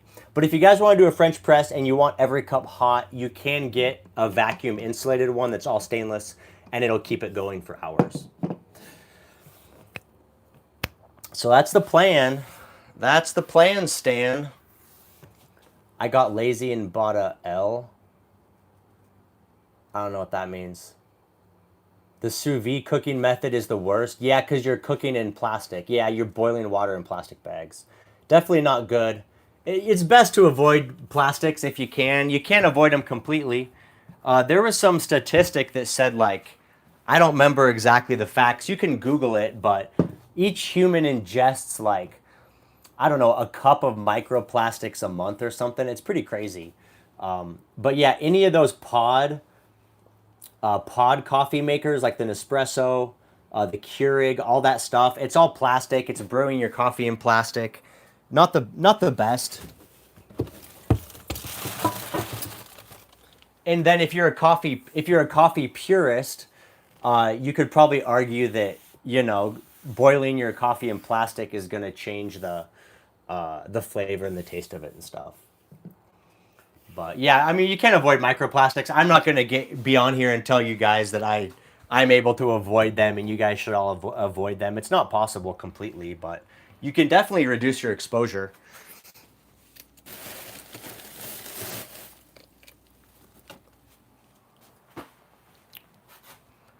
We're doing it tonight, guys. We're doing it. I really need to get the vent fan in so I can cook in here. I've been cooking in here anyway, but it's a little challenging. It's a little challenging because there's nowhere to vent. Like all the meat smoke just kind of lingers. But I might go ahead and try to cook up a little dinner. I haven't eaten yet today. Do a little basic dinner.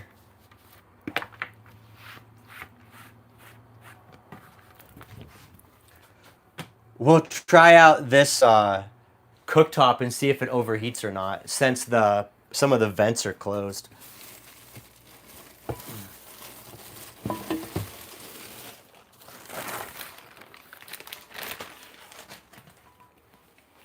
So I think I'm gonna cook up a little hamburger.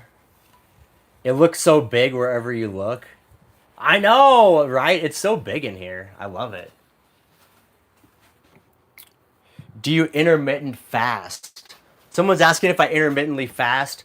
What I do is I usually just have coffee in the morning, and then I usually don't eat my first meal until like 10 or 11. I have a big breakfast, like 4 eggs, some steak, some bell pepper, some onion. So I eat a big brunch, but usually first thing in the morning is when I get a bunch of my work done. So like if I'm doing videos, I'll edit, or if I'm working on the rig, I'll just knock out a bunch of projects. So I usually just like to kind of run on coffee first thing in the morning, get that nice caffeine buzz going, and then usually that wears off by like 10 or 11, and so then I'll make a big meal. And then I usually don't eat a big lunch. I'll have like a snack, and then I'll have a big dinner. So that's how I eat usually, and I've been pretty happy with it. And then sometimes I don't really eat that much, right? Like if the thing is too, like eating and calories in, it's all calories in, calories out. So if I'm not doing a lot of stuff, like if I'm just being lazy on a Sunday, just hanging out in bed watching YouTube, I might only eat breakfast, a light breakfast, and kind of just not eat a big dinner at all. And I think once in a while it's good to just, you know, give your body a break from having to process and break everything down and digest. And so it's kind of nice to just give it a rest. So that's what I do. We're going to use the little Bluetti for the induction cooker tonight. Why not? Why not? I might need to charge my phone too. I could charge that on the Bluetti. Let me get my charger. Let's see. Oh, I got this one still. I'll charge it with the Apex. I gotta say, I'm really impressed. I'm surprised that I'm able to do everything with these power stations. Like, I've never been a big fan of power stations. I always like custom electrical systems. But I've been living now with just 2 Bluettis for, well, while I've been working in this for the last 3 months. And then now that I've sold my other Econoline, I've been living in this van exclusively for about a week. And that's all I've been using is the Bluetti. And it's working out good. It really is. It's a good unit. All right, there we go. We're charging up. Okay, so what are we gonna do? We're gonna do some beef out of the Rec Pro. Someone was asking about the fridge. That's the Rec Pro.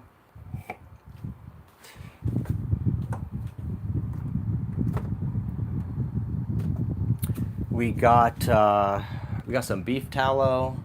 We'll use that as a cooking oil.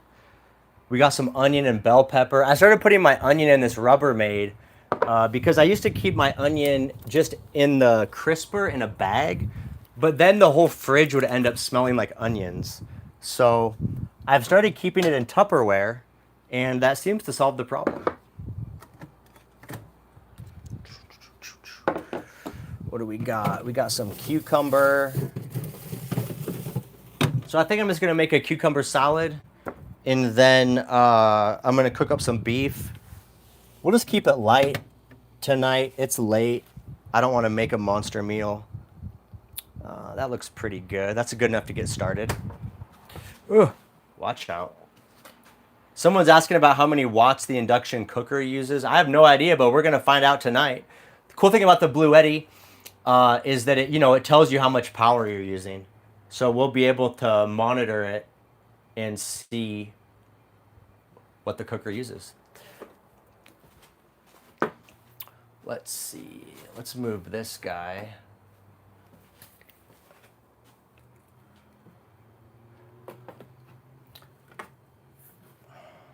Go like this. I gotta say too, I kind of like having all the modular stuff, right? Like the lighting.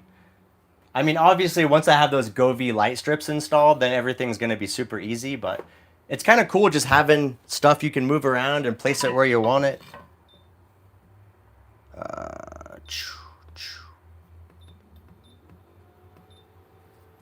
4, 3. I think I decided 3 is where I cook. Let's see. So the induction cooker is pulling 548 watts. Now it depends what level you're cooking on. I'm on cooking level 3, but I decided that's a good temperature for cooking meat.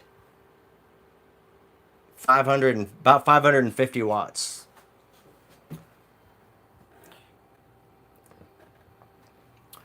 Okay, so we're gonna throw some tallow. Let me get my fork. Throw some tallow on the cooker here. I'll tell you what, the cooktop's a lot quieter being recessed down in the countertop. I'm sure part of it is because half of those vents are covered. I want to put my hand down here and see. Oh, that's an exhaust.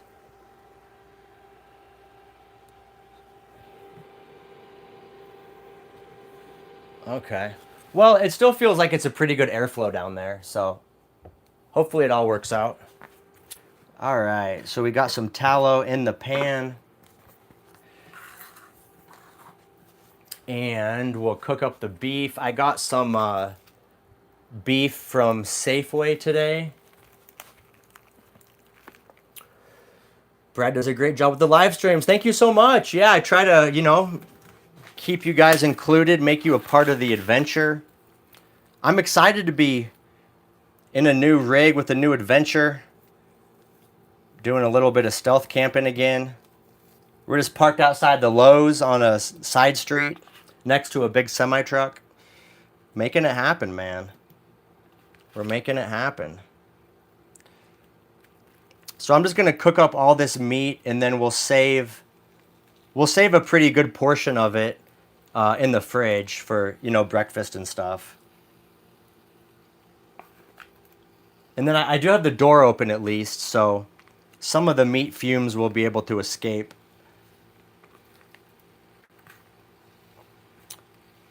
There it is. We got the beef going. And then I'm going to season it. So I have quite a few different seasonings down here. Let's see what we want to use tonight. We got Cajun. We got hot and spicy Cajun. And we have smoked paprika, garlic, chili, and chives. And we have herbes de Provence and rosemary garlic. I think I'm going to use this smoked paprika. I'm going to use this one. Smoked paprika, garlic, chili, and chives. Japanese barbecue sauce. We got it. Look at this. I got a fresh one on deck. This is the best sauce. I absolutely love it. John C is taking off. Peace out, John C. Catch you on the next one. Anyway, so we're going to sprinkle a little seasoning on here. Oh, you know what? I should close my screen door. Because the bugs will come in because of all the light. I got to do that.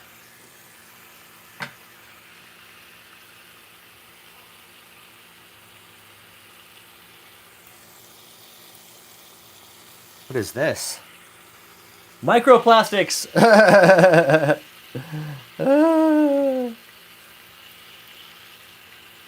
There we go. We got it. All right. Okay, let's put that away. All right, I'm going to close the screen door here. It's getting cold outside.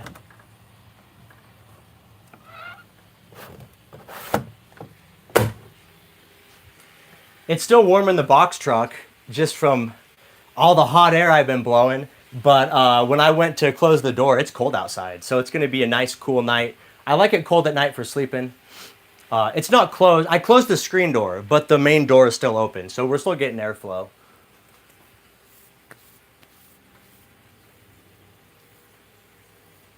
Okay, so we got the meat. We're going to kind of let that go. Now, I don't want to use my cutting board yet. I need to let it dry overnight. so all the oil can soak into it. But I have these extra countertop pieces that I cut out for the induction cooker and the sink. So I think I'm just going to use these as a cutting board. These are just scraps anyway. So I think I'll use these. Maybe I'll use the back side. I'll just use the ugly side. Can you use the mini split to generate heat? Yes. Yeah, you can use the mini split as a heater. Okay, so we'll cut on this. We're gonna throw our little beef plastic away. The nice thing about being in the Lowe's parking lot all day too is they have trash cans in the parking lot, so I was able to throw out all my trash. So in the morning I'll go over there and get some more supplies, and then I'll throw out the rest of my trash as well. Okay, so we got the beef going. That's simmering. We got the spices on it. Oh my goodness, what is that? Oh, this is sawdust. Look at my shirt. That's sawdust from cutting. So when I cut these counters today, I cut them inside the box truck. So I was running the vacuum, but it left a big pile of sawdust. I had to do quite a bit of cleaning. If you guys watch Sunday's video, the video that goes live Sunday, it's going to be the installation of all this in the Lowe's parking lot. So if you guys want to see how I did it, the sink, the cooktop, my process, it all turned out really nice. Definitely watch Sunday's video and you'll be able to see it in real time.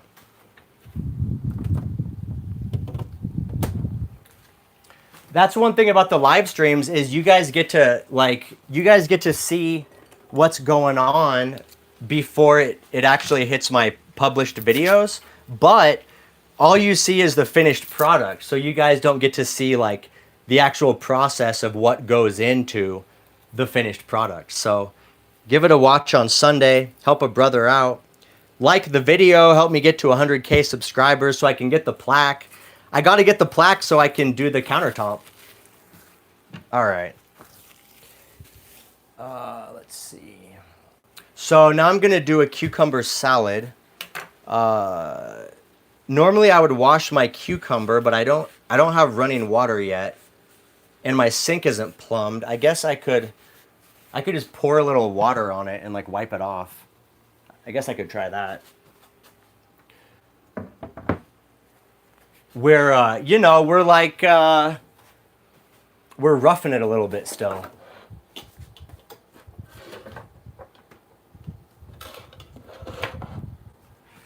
Okay. All right, so let's see. I'm just gonna pour some water. Yeah, you guys can. So I'm just gonna pour some water over the cucumber, over my little drain basin that I put in the sink. There we go. And then I'll just wipe it down with this paper towel. That's as good as we get tonight. If my mom's watching, she's gonna freak out. She always scolds me when I don't wash my vegetables, but you know, we're trying. We're doing the best we can with what we got. And I'm cutting my cucumbers on the back of my countertop. Let's see. Can I get you guys a better? I think I can. Let's see. Let me put the cutting board back here. And then I can put you guys on top of the cutting board. Like this. Yeah, you guys liking the new box truck? It's coming along nice. It's feeling spacious. It already just feels so much bigger than my last rig.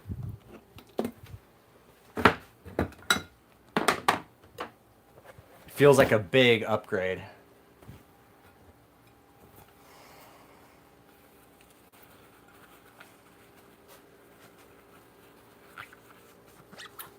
Box truck looks super roomy. Just wipe it on your shirt. That's what. Yeah, exactly, right? Just wipe it on my shirt. All right. Wipe out this. So I'll put the cucumber in here. Dirt is good for you. Hey, I agree, man. Nothing wrong with a little dirt.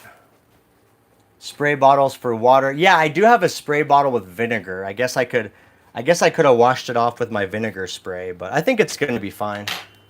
Let me stir up the meat. Stir up the meat a little bit.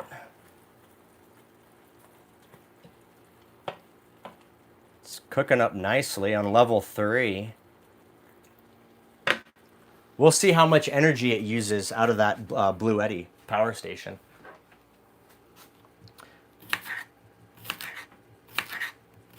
Yeah, this is a pretty good cutting board. The knife doesn't cut into it at all. Doesn't cut into it at all. So I eat this cucumber salad pretty regularly. I do a big batch with a full cucumber, oil and vinegar, a little onion, and then, you know, I'll eat it for a few days, and then as soon as it runs out, I just make another one.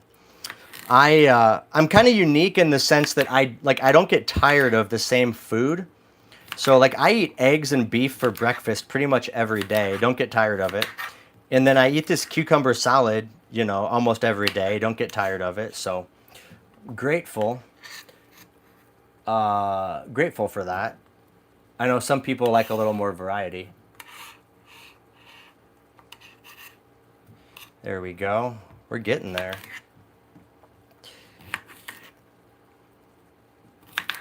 We got Diana here. Diana's in the live stream. Welcome, Diana. Happy to have you from Kansas City, Missouri. Box is looking like a home. Thank you. I agree. It's coming along nice. Does Nomad Dad grow a garden at his homestead? He tries, but the problem is Nomad Dad's growing a bunch of vegetables right now at his summer spot here in Show Low. He's got cucumbers and tomatoes and strawberries, and they're growing like crazy. But his main house is in Yuma, and it's so damn hot down there, and the sun is so intense that you really can't grow any of that stuff. It all just withers away. He's tried to grow tomatoes and cucumbers, but they just don't seem to be happy down in Yuma. I think if you had a greenhouse and you could add a little more humidity, control the humidity, then I think it would probably do better. But just cooking or growing stuff out in the sun in Yuma is brutal. And so the cucumbers and tomatoes, they're just not happy. But they're doing really good up here. He's got quite a garden going. Does that board dull your blade? I don't know, man. I guess we'll find out. We'll find out together. All right.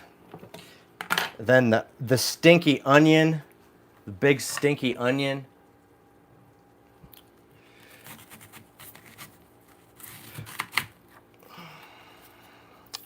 I've been using this knife for a long time. I actually have... Is Desert Runner Rick still here?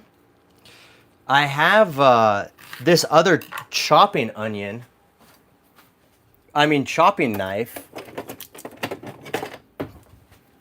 I have this other chopping knife, and I always forget to use it. But it actually works a lot better. This other red knife is so dull.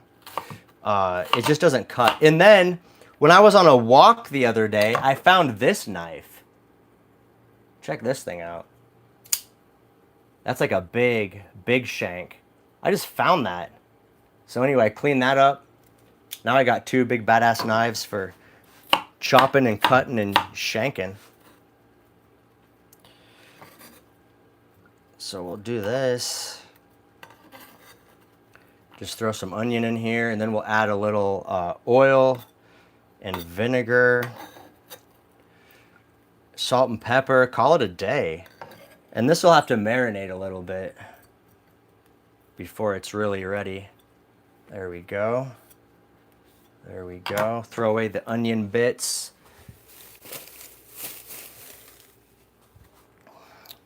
Put this guy back in. I think I'll have some bell pepper tonight. I'll chop that up. I'll save the rest for breakfast. There we go. Put that cover back on. Cover up the stank. Back into the fridge you go. Bell pepper, onion in the fridge. All right, so let's get some oil and vinegar. Now I know there's a certain way you're supposed to do this. I think there's when you're adding oil and vinegar, you're supposed to do one before the other. I think you do the vinegar first, and then you pour the oil. Because I think somebody told me if you pour the oil on, then the vinegar like doesn't stick to it. It like slides around. I don't know. So we'll just try this. We'll put the vinegar in first, like this. There we go. And then we'll come back with the olive oil. Bam. Have you guys ever bought like the fancy olive oils? They have an olive oil store here in Sholo where they sell all kinds of fancy like European olive oils. I was thinking about going and trying some out. I'm sure they're super expensive, but why not? Live a little, you know what I'm saying? So I might have to go try the olive oil store, see if I can get something exotic, something fancy. I don't even know what I would expect. Like, all I know is olive oil regular flavor. I don't know what flavors they have, but who knows? I might realize I've been missing out this whole time by using regular boring olive oil.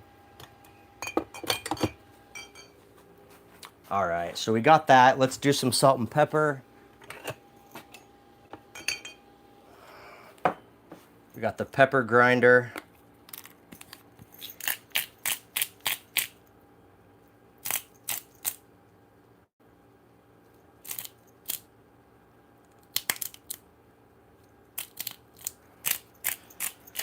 There we go. What's going on in the comments here? I gotta check in on you guys once in a while.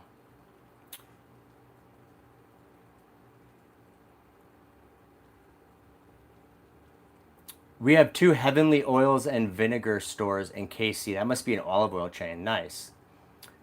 I need to try it out. Bragg apple cider vinegar is the best. Absolutely. I like it. Have you thought about putting planters on the side of your box truck? I don't think they would do very well on the highway. You mean on the outside of the box or on the inside of the box? What brands are the knife? So this one that I found is EVTAC. EVATAC. You guys see that? EVTAC. And then this one I bought on Amazon. They're cheap knives. They're like 40 bucks. This is CJRB. But this is my favorite because this one's like, it's like a, what do you call that? Like a chopper, right? It's pretty cool. A cleaver, I guess. It's like a cleaver. So I like this one a lot for cutting vegetables and stuff. Okay, so this is ready to go. Let me get the lid for it. And we'll give it a little shake, mix it all up, marinate it. You can get grow lights. Yeah, I guess I could do it inside.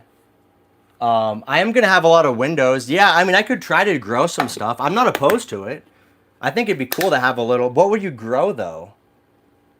What would you grow? It'd have to be kind of small. I can't have, like, huge plants in here. And it can't be anything tall and stocky, because when you drive, you know, the motion might, like, break the plant. Yeah, green onions, maybe some herbs, like some basil. Yeah, microgreens. There you go. Who says microgreens? E-Bike Van Life says microgreens. Yeah, I could try it out. I'm not opposed to it. That might be cool. Might make a cool video. Grow some seasonings, some herbs and spices, and then use them in my cooking. I like it. Okay, so the meat's looking pretty good. It's about done.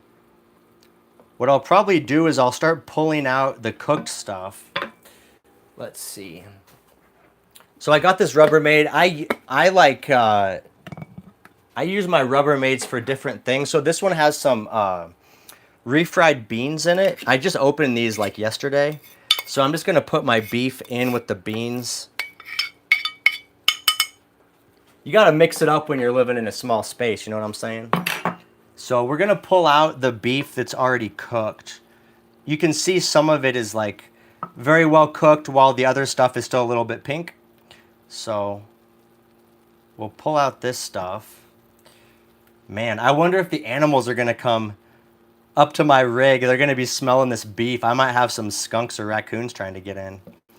They're like, share the wealth, man. Man. All right, here we go. Here we go. Nice. Yeah, that fits pretty well.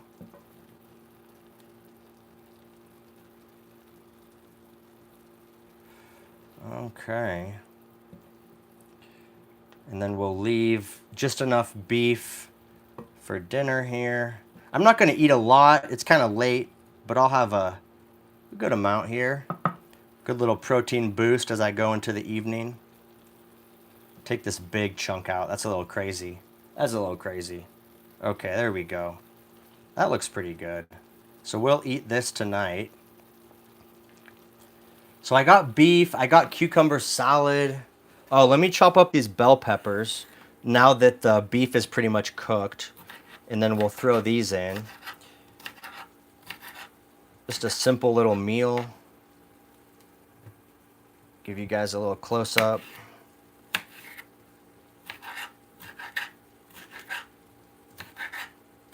I'm using my red knife again. It's such a habit. I don't know why. I just always grab for it. It's crazy because I bought this knife years ago. Like, I was actually in... I remember my stuff by what vehicles I was living in. I was living in... I bought this knife at a Walmart in Parker, Arizona. And I think I was living in my blue van. I think I was in my blue van at the time, which would have been like 2018, 2019. That's how long I've had that knife, and I've never sharpened it. I messed up, guys. I left the little scan barcode on the bell pepper. I didn't peel it off. So we're going to be getting a little paper in our meal tonight. Although I have checked before, and technically all the food stickers that they put on food, on apples and, bell peppers and stuff, technically all those stickers are safe to eat, technically. Although, ideally you're not eating produce stickers, but technically it is safe to eat. Okay, here we go. Extra fiber, there you go. Micro adhesives, you know it. We're eating good tonight. All right, so we're done with that. And we got this beef cooling down. We'll put the chopper away. I love the action on this, though. It's so badass.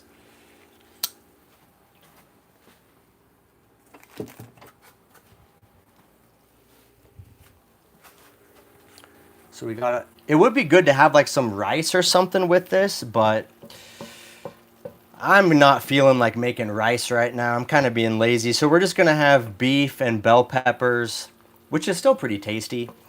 And then we'll have some of that cucumber salad. We'll just eat light, keep it simple. But bell pepper and beef thinly sliced over some sticky rice with some Japanese barbecue sauce sounds absolutely delicious.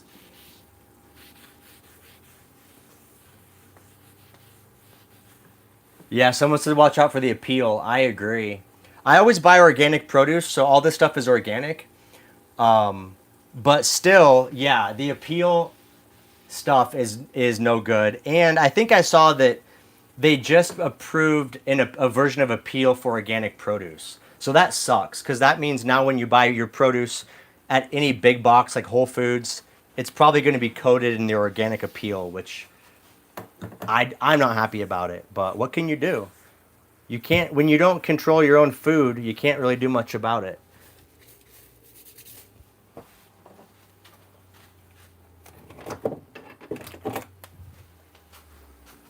Okay.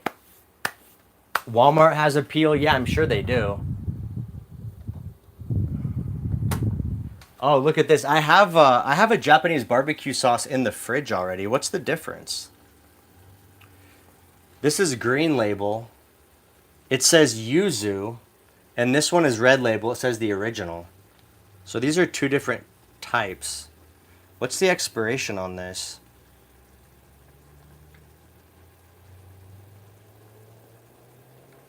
November 25. This one's super expired. I ate it no, there's no MSG in this stuff. I used this in a video before. It was super expired. Yeah, this one expired October 2024. So this is like almost a year past expiration, but it still smelled good. The problem is I haven't hardly used any of it. Like, look how full that is. So I think I'm gonna wait to open this one. We'll just use the expired sauce. It seems like it's fine. All right, beef and broccoli looking tasty. Looking tasty. Let's get my dog bowl. People make fun of me for eating out of this metal bowl. They say it looks like a dog's bowl, but I use this because it fits in the Instant Pot. So it's super easy. You can put soup in here and then put it in the Instant Pot and then it heats it up. So that's why I use a metal bowl. How dare you call me a dog? I've used glass before too, but the metal bowl is perfect because it has a little lip on it. So when you put it down in the Instant Pot, like, you can grab the lip and pull it up. But if you get the glass bowl, there's no lip on it, so you can't grab it. It's really hard to get out. Okay, P. Diddy's going in timeout. Bye, Felicia. Anyway, got my metal bowl. We're gonna turn. Oh, let's look at the Blue Eddy. Still 556 watts, down to 87% or 67% battery life. So this small Blue Eddy has a 1,000 watt hour battery, and so I guess that makes sense. We probably have about half an hour of cook time that we used it at 600 watts. So that kind of checks out. Just wipe up the counter here. We got a little splatter on the rear cooktop. Just wipe that down. The best thing is clean as you go, so you don't leave a big mess for yourself. Clean as you go. All right. Guys, this beef bell pepper is looking really, really good. Hold on, let's see. How can I show you? I guess I gotta move the thing over here. Let me wipe this down.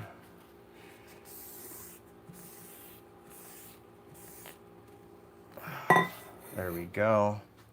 I need a little rag to grab this with. It's got a hot handle. Here we go. Check it out. Little beef, little bell pepper, looking pretty good. I do wish I had some sticky rice. That would be a complete delicious meal. Next time, do rice next time. Rice is another thing. I think you can cook it ahead of time and then just reheat it as you need, especially in the Instant Pot, because the Instant Pot steams it. So, it rehydrates it. It doesn't get all dried out. That's why I like the Instant Pot so much, especially for reheating leftovers, is because it steam heats everything. Everything remains super moist. So it doesn't get dried. Like, microwaves dry out anything you try to heat in them.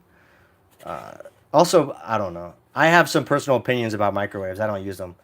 But anyway, that's a personal preference. I won't inflict that upon you guys. It's just part of my craziness. So when I'm done cooking, I just wipe out my cast iron with a paper towel. I take a paper towel. I have the Selecta-size paper towel, this one right here. Right, it has like the mini sheets. And then I tear it in half again, like this. Right, so now you have like this little paper towel scrap. And then I use this for like wiping out all my dishes when they're done. When you're a nomad and water is limited, it makes a lot of sense, right? Because now, look how clean that skillet is. So now when I wash it, in the sink, then, there's hardly any water required.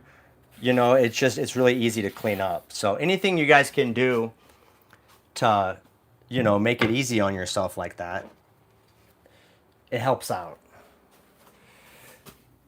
All right. And there we are. We got the spatula wiped off, wiped down, ready to go. I'll wash this stuff in the morning. So I got my little hobo beef and broccoli bowl.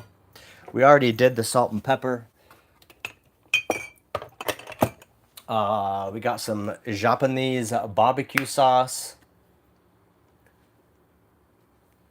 Yeah, microwave baked potatoes are pretty good. I've had those before. It's a good hack. There we go. Little boss sauce. I'm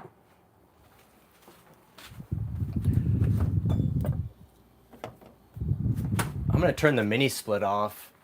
It's been running. It's not cooling. It's just like circulating the fan, but it still uses energy. So we'll turn it off for now. Look how big this remote is. It's ridiculous. It's like twice the size of my last remote. The brand in the Econoline was a Climb Air. This is a Mr. Cool. This remote's like twice as big. It's kind of crazy. Oh well. All right. So we got the beef ready. We'll leave the lid off of that, let it cool down. And we'll turn off the Blue Eddy 67% battery. There we go. All right. And now I'm going to eat dinner.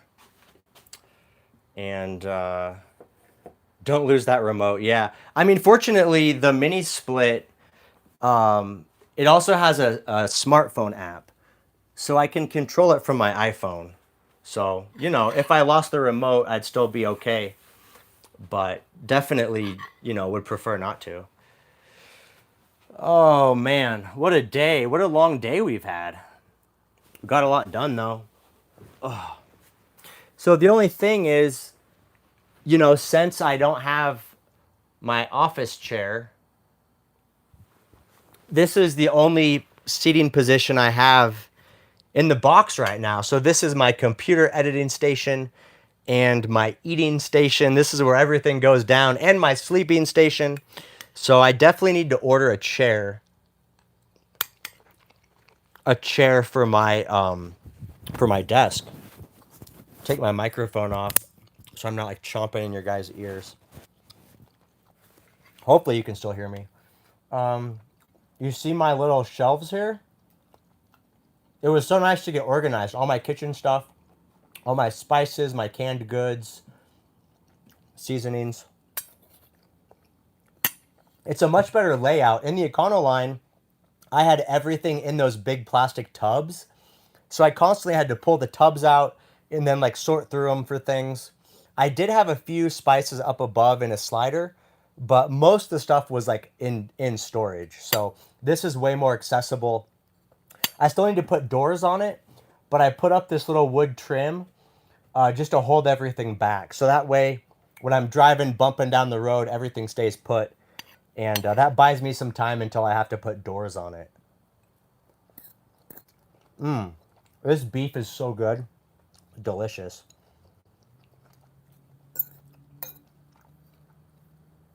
Little beef, little bell pepper. You know what though? On the cabinets, no matter what, you guys want to have a little lip to hold stuff back. Because if you don't, and you just have regular cabinet doors, even if they lock closed, when you open those doors up after you've been driving, everything's gonna be like falling out and sliding around. So no matter what, when you're building a vehicle cabinet, you should have a shelf with a lip on it to hold stuff back. And this is pretty big. This lip extends up like over an inch, probably an inch and a half to 2 inches. So it does a good job of keeping stuff back. Nothing's gonna fall over the top. So good.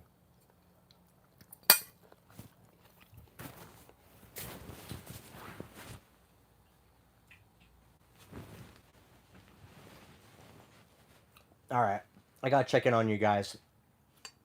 Plastic boxes.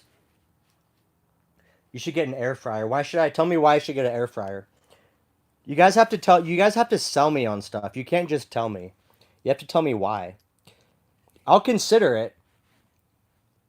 I'm an open-minded person, but you got to tell me why I should get an air fryer. What would I do with it? Does your big door lock from the inside? No, it locks from the outside. I mean, it'll lock from the inside when it's done, when it's all complete. Yeah, I'm gonna do meetups in San Diego. We'll have a big meetup on Fiesta Island. There's a bunch of nomads down there.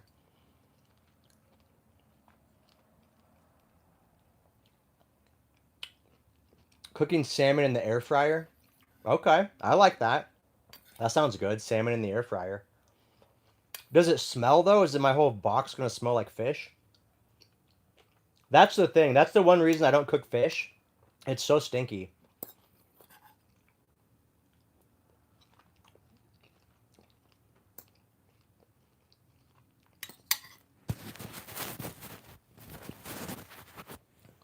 E-bike van life says Brussels sprouts are good in the air fryer. Okay. Actually, yeah, I've had grilled Brussels sprouts before, so I might be interested in some Brussels sprout air fryer. Preheats in minutes, faster than a convection oven.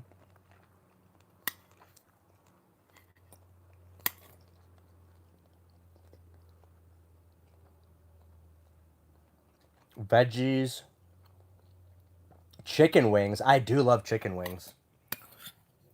I used to eat at Buffalo Wild Wings a lot, like 10 years ago, but the quality of their wings went way down. I don't eat there anymore. But I do love chicken wings. That would be a reason to get an air fryer just for the chicken wings. Salmon, veggies, roasted potatoes, baked potatoes. Well, I just got this Wonder Oven, so I'm going to try that first. We'll see how the Wonder Oven does.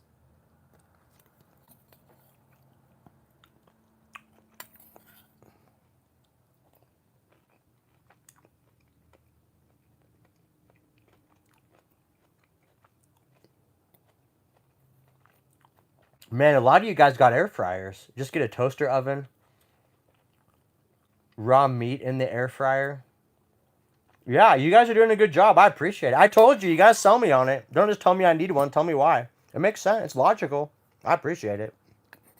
Well, I'm going to try out the Wonder Oven, and we'll see how it does. My mom's going to show me how to make bread. So I'll mix some bread in it. Everyone's on Team Air Fryer. No joke. Everyone likes an air fryer. I've seen them for years. I just never understood what they did. Because I have the Instant Pot, right? So I was like, I don't know why I need it, but it makes sense. Whole chicken? I could cook a whole chicken? That's crazy. Yeah, my mom's a super good cook. So I'm gonna do a little bit of traveling with her this winter. She lives in the valley in the Phoenix area.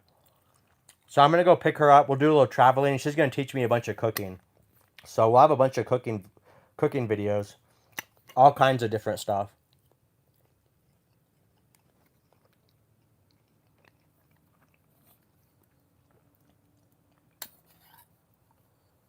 Are they Teflon coated? Are they all Teflon?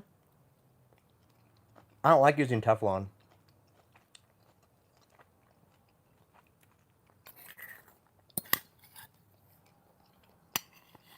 Do they have an air fryer that's like ceramic coated?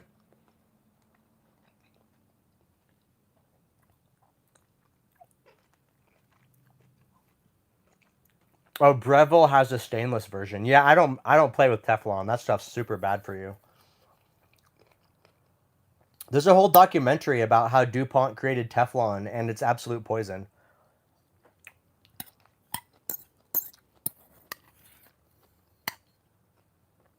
Yeah, I kept the orange pillows. I was yeah, Teflon's a forever chemical. You can't get rid of it. It's all over the place. It's in like they took water samples from like super remote lakes up in the mountains where people haven't even been. They took water samples out of the lakes and there's Teflon in it. Cuz it goes into the water supply and then it gets evaporated up into the clouds and then it rains down from the clouds. So Teflon's everywhere now. I definitely want to do sourdough, Dave. I agree with you. Yeah, I love sourdough. I love eating sourdough. And actually, I have a nomad friend, uh, the Bacons. They have a box truck. They have a Sprinter box truck. Anyway, Erin Bacon, she makes sourdough in their Sprinter. I think she uses an electric oven. They have a ton of solar. So I want to try to do sourdough.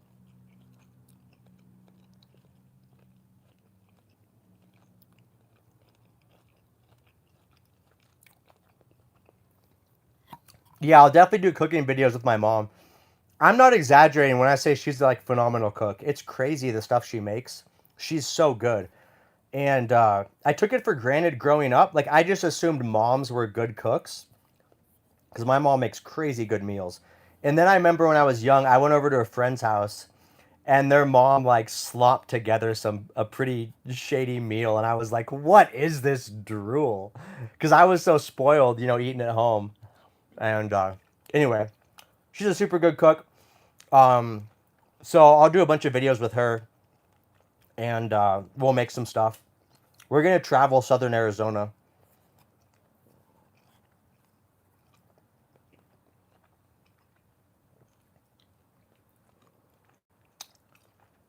Yeah, PFAS, that's the bad stuff.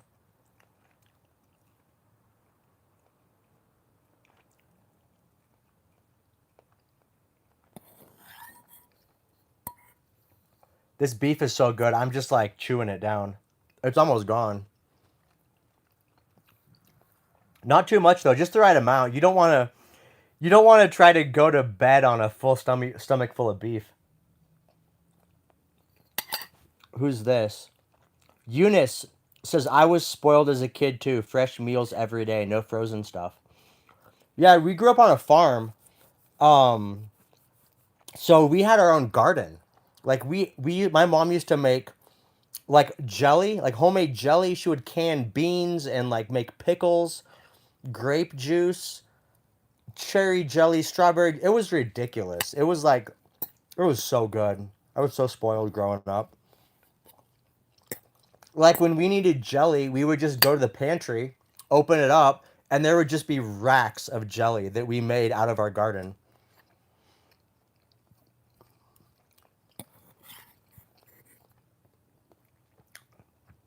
It's a lot of work though. It was so much work to every year to plant the garden, maintain it, pick it, process it. It's a full-time job.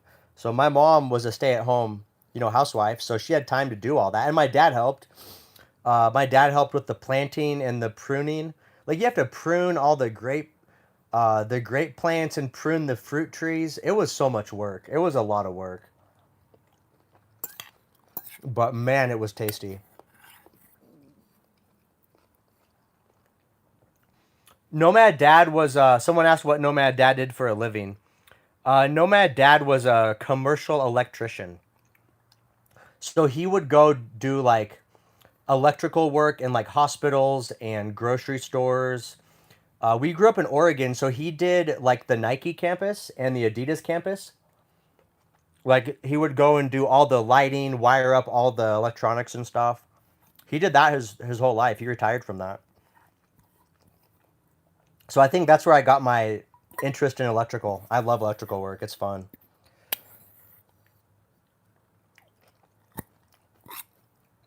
And then my mom, she was a super good cook, housewife, and then she did some baking for a while. She had like a little home baking company. She sold some baked goods.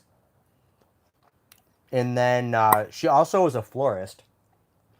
So she did like wedding flowers out of our house. Like for friends that had weddings, she would go get all the flowers and make like, all the bouquets and stuff for weddings. Pretty talented. Both my parents are super, super talented.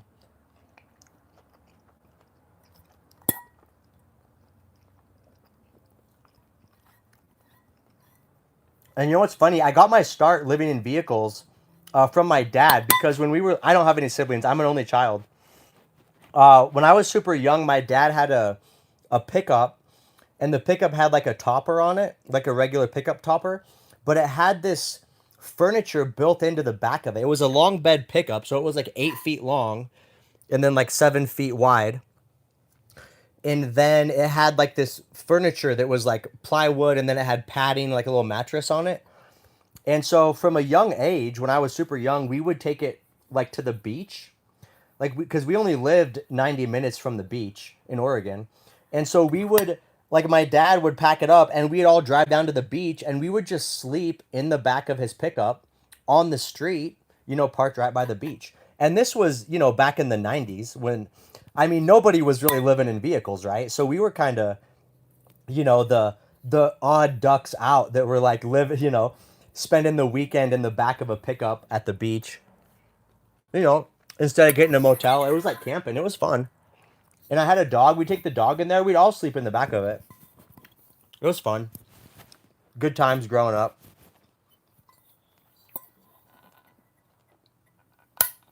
Oh, yeah, you guys had the same truck insert? Yeah, it was super ahead of its time. I mean, back in the early 90s, it's kind of crazy that they even had that.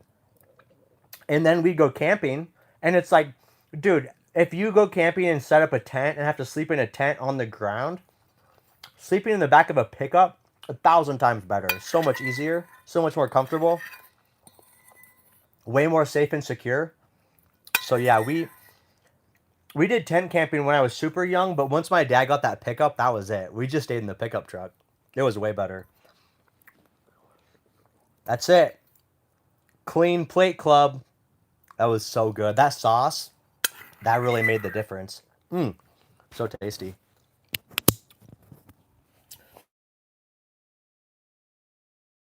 Sink. I mean, I have a sink, but I don't have it plumbed yet. I'm going to plumb it tomorrow. So in the meantime, I'm just going to wipe out my bowl with the same paper towel trick. Wipe down the fork. And then wipe out the bowl. And you guys really should do this no matter what. Just because water is so limited when you're living in a vehicle. And the way I do it, where I take a tiny paper towel and then I tear it in half, it's such a small amount you use. But like, look, that bowl looks almost spotless. So now, when I go to do dishes, I don't have my microphone on. You guys probably can't hear me very well. So now when I go to do dishes, like, look how clean all this is. Like, it's spotless. So now it's just super easy. It takes hardly any soap or water to clean that out. So it's a really efficient way to manage your dirty dishes. When you're living as a nomad, water is kind of the scarcest resource. Like, I get all the electricity I need, tons of energy, no problems. But water is the hardest thing to come by. And, you have to go find a water fill. So it's definitely good to conserve your water as much as you can. And so this trick really helps out. So that's it. We'll do those in the morning. And I didn't eat any veggies yet. I think I'm just going to save these till tomorrow. I'm going to let them marinate. They taste a lot better when you let them marinate overnight. All the oil and vinegar soaks in. Gets them all flavorful. But I feel pretty good. That little bit of beef and bell pepper, that hit the spot. So I think that's it for me, guys. We did a long live stream. 140 minutes. That was a long one. Marathon. So I'm going to wrap it up for tonight. I appreciate you guys hanging out. We did a long one. We talked about all kinds of stuff. You checked out the new build. Look at that. With the sink, with the new oiled cutting board, with the induction cooktop flush mounted. Make sure you watch Sunday's video. Sunday's video is going to show the process of me installing the sink and the cooktop in the Lowe's parking lot. And come swing back by next Wednesday for the next live stream. And who knows what progress we're going to have, but a whole week time, I'm going to get a lot done. So it's going to look like a completely different rig in a week, and I'm going to be excited to share it with you guys. So that's it for me. I appreciate everybody that came in, all the super chats, all the comments. It was very active, lots of thumbs up. We have 536 thumbs up, 592 people watching. Thank you. I appreciate it. And that's it for me. I'm signing out. Peace.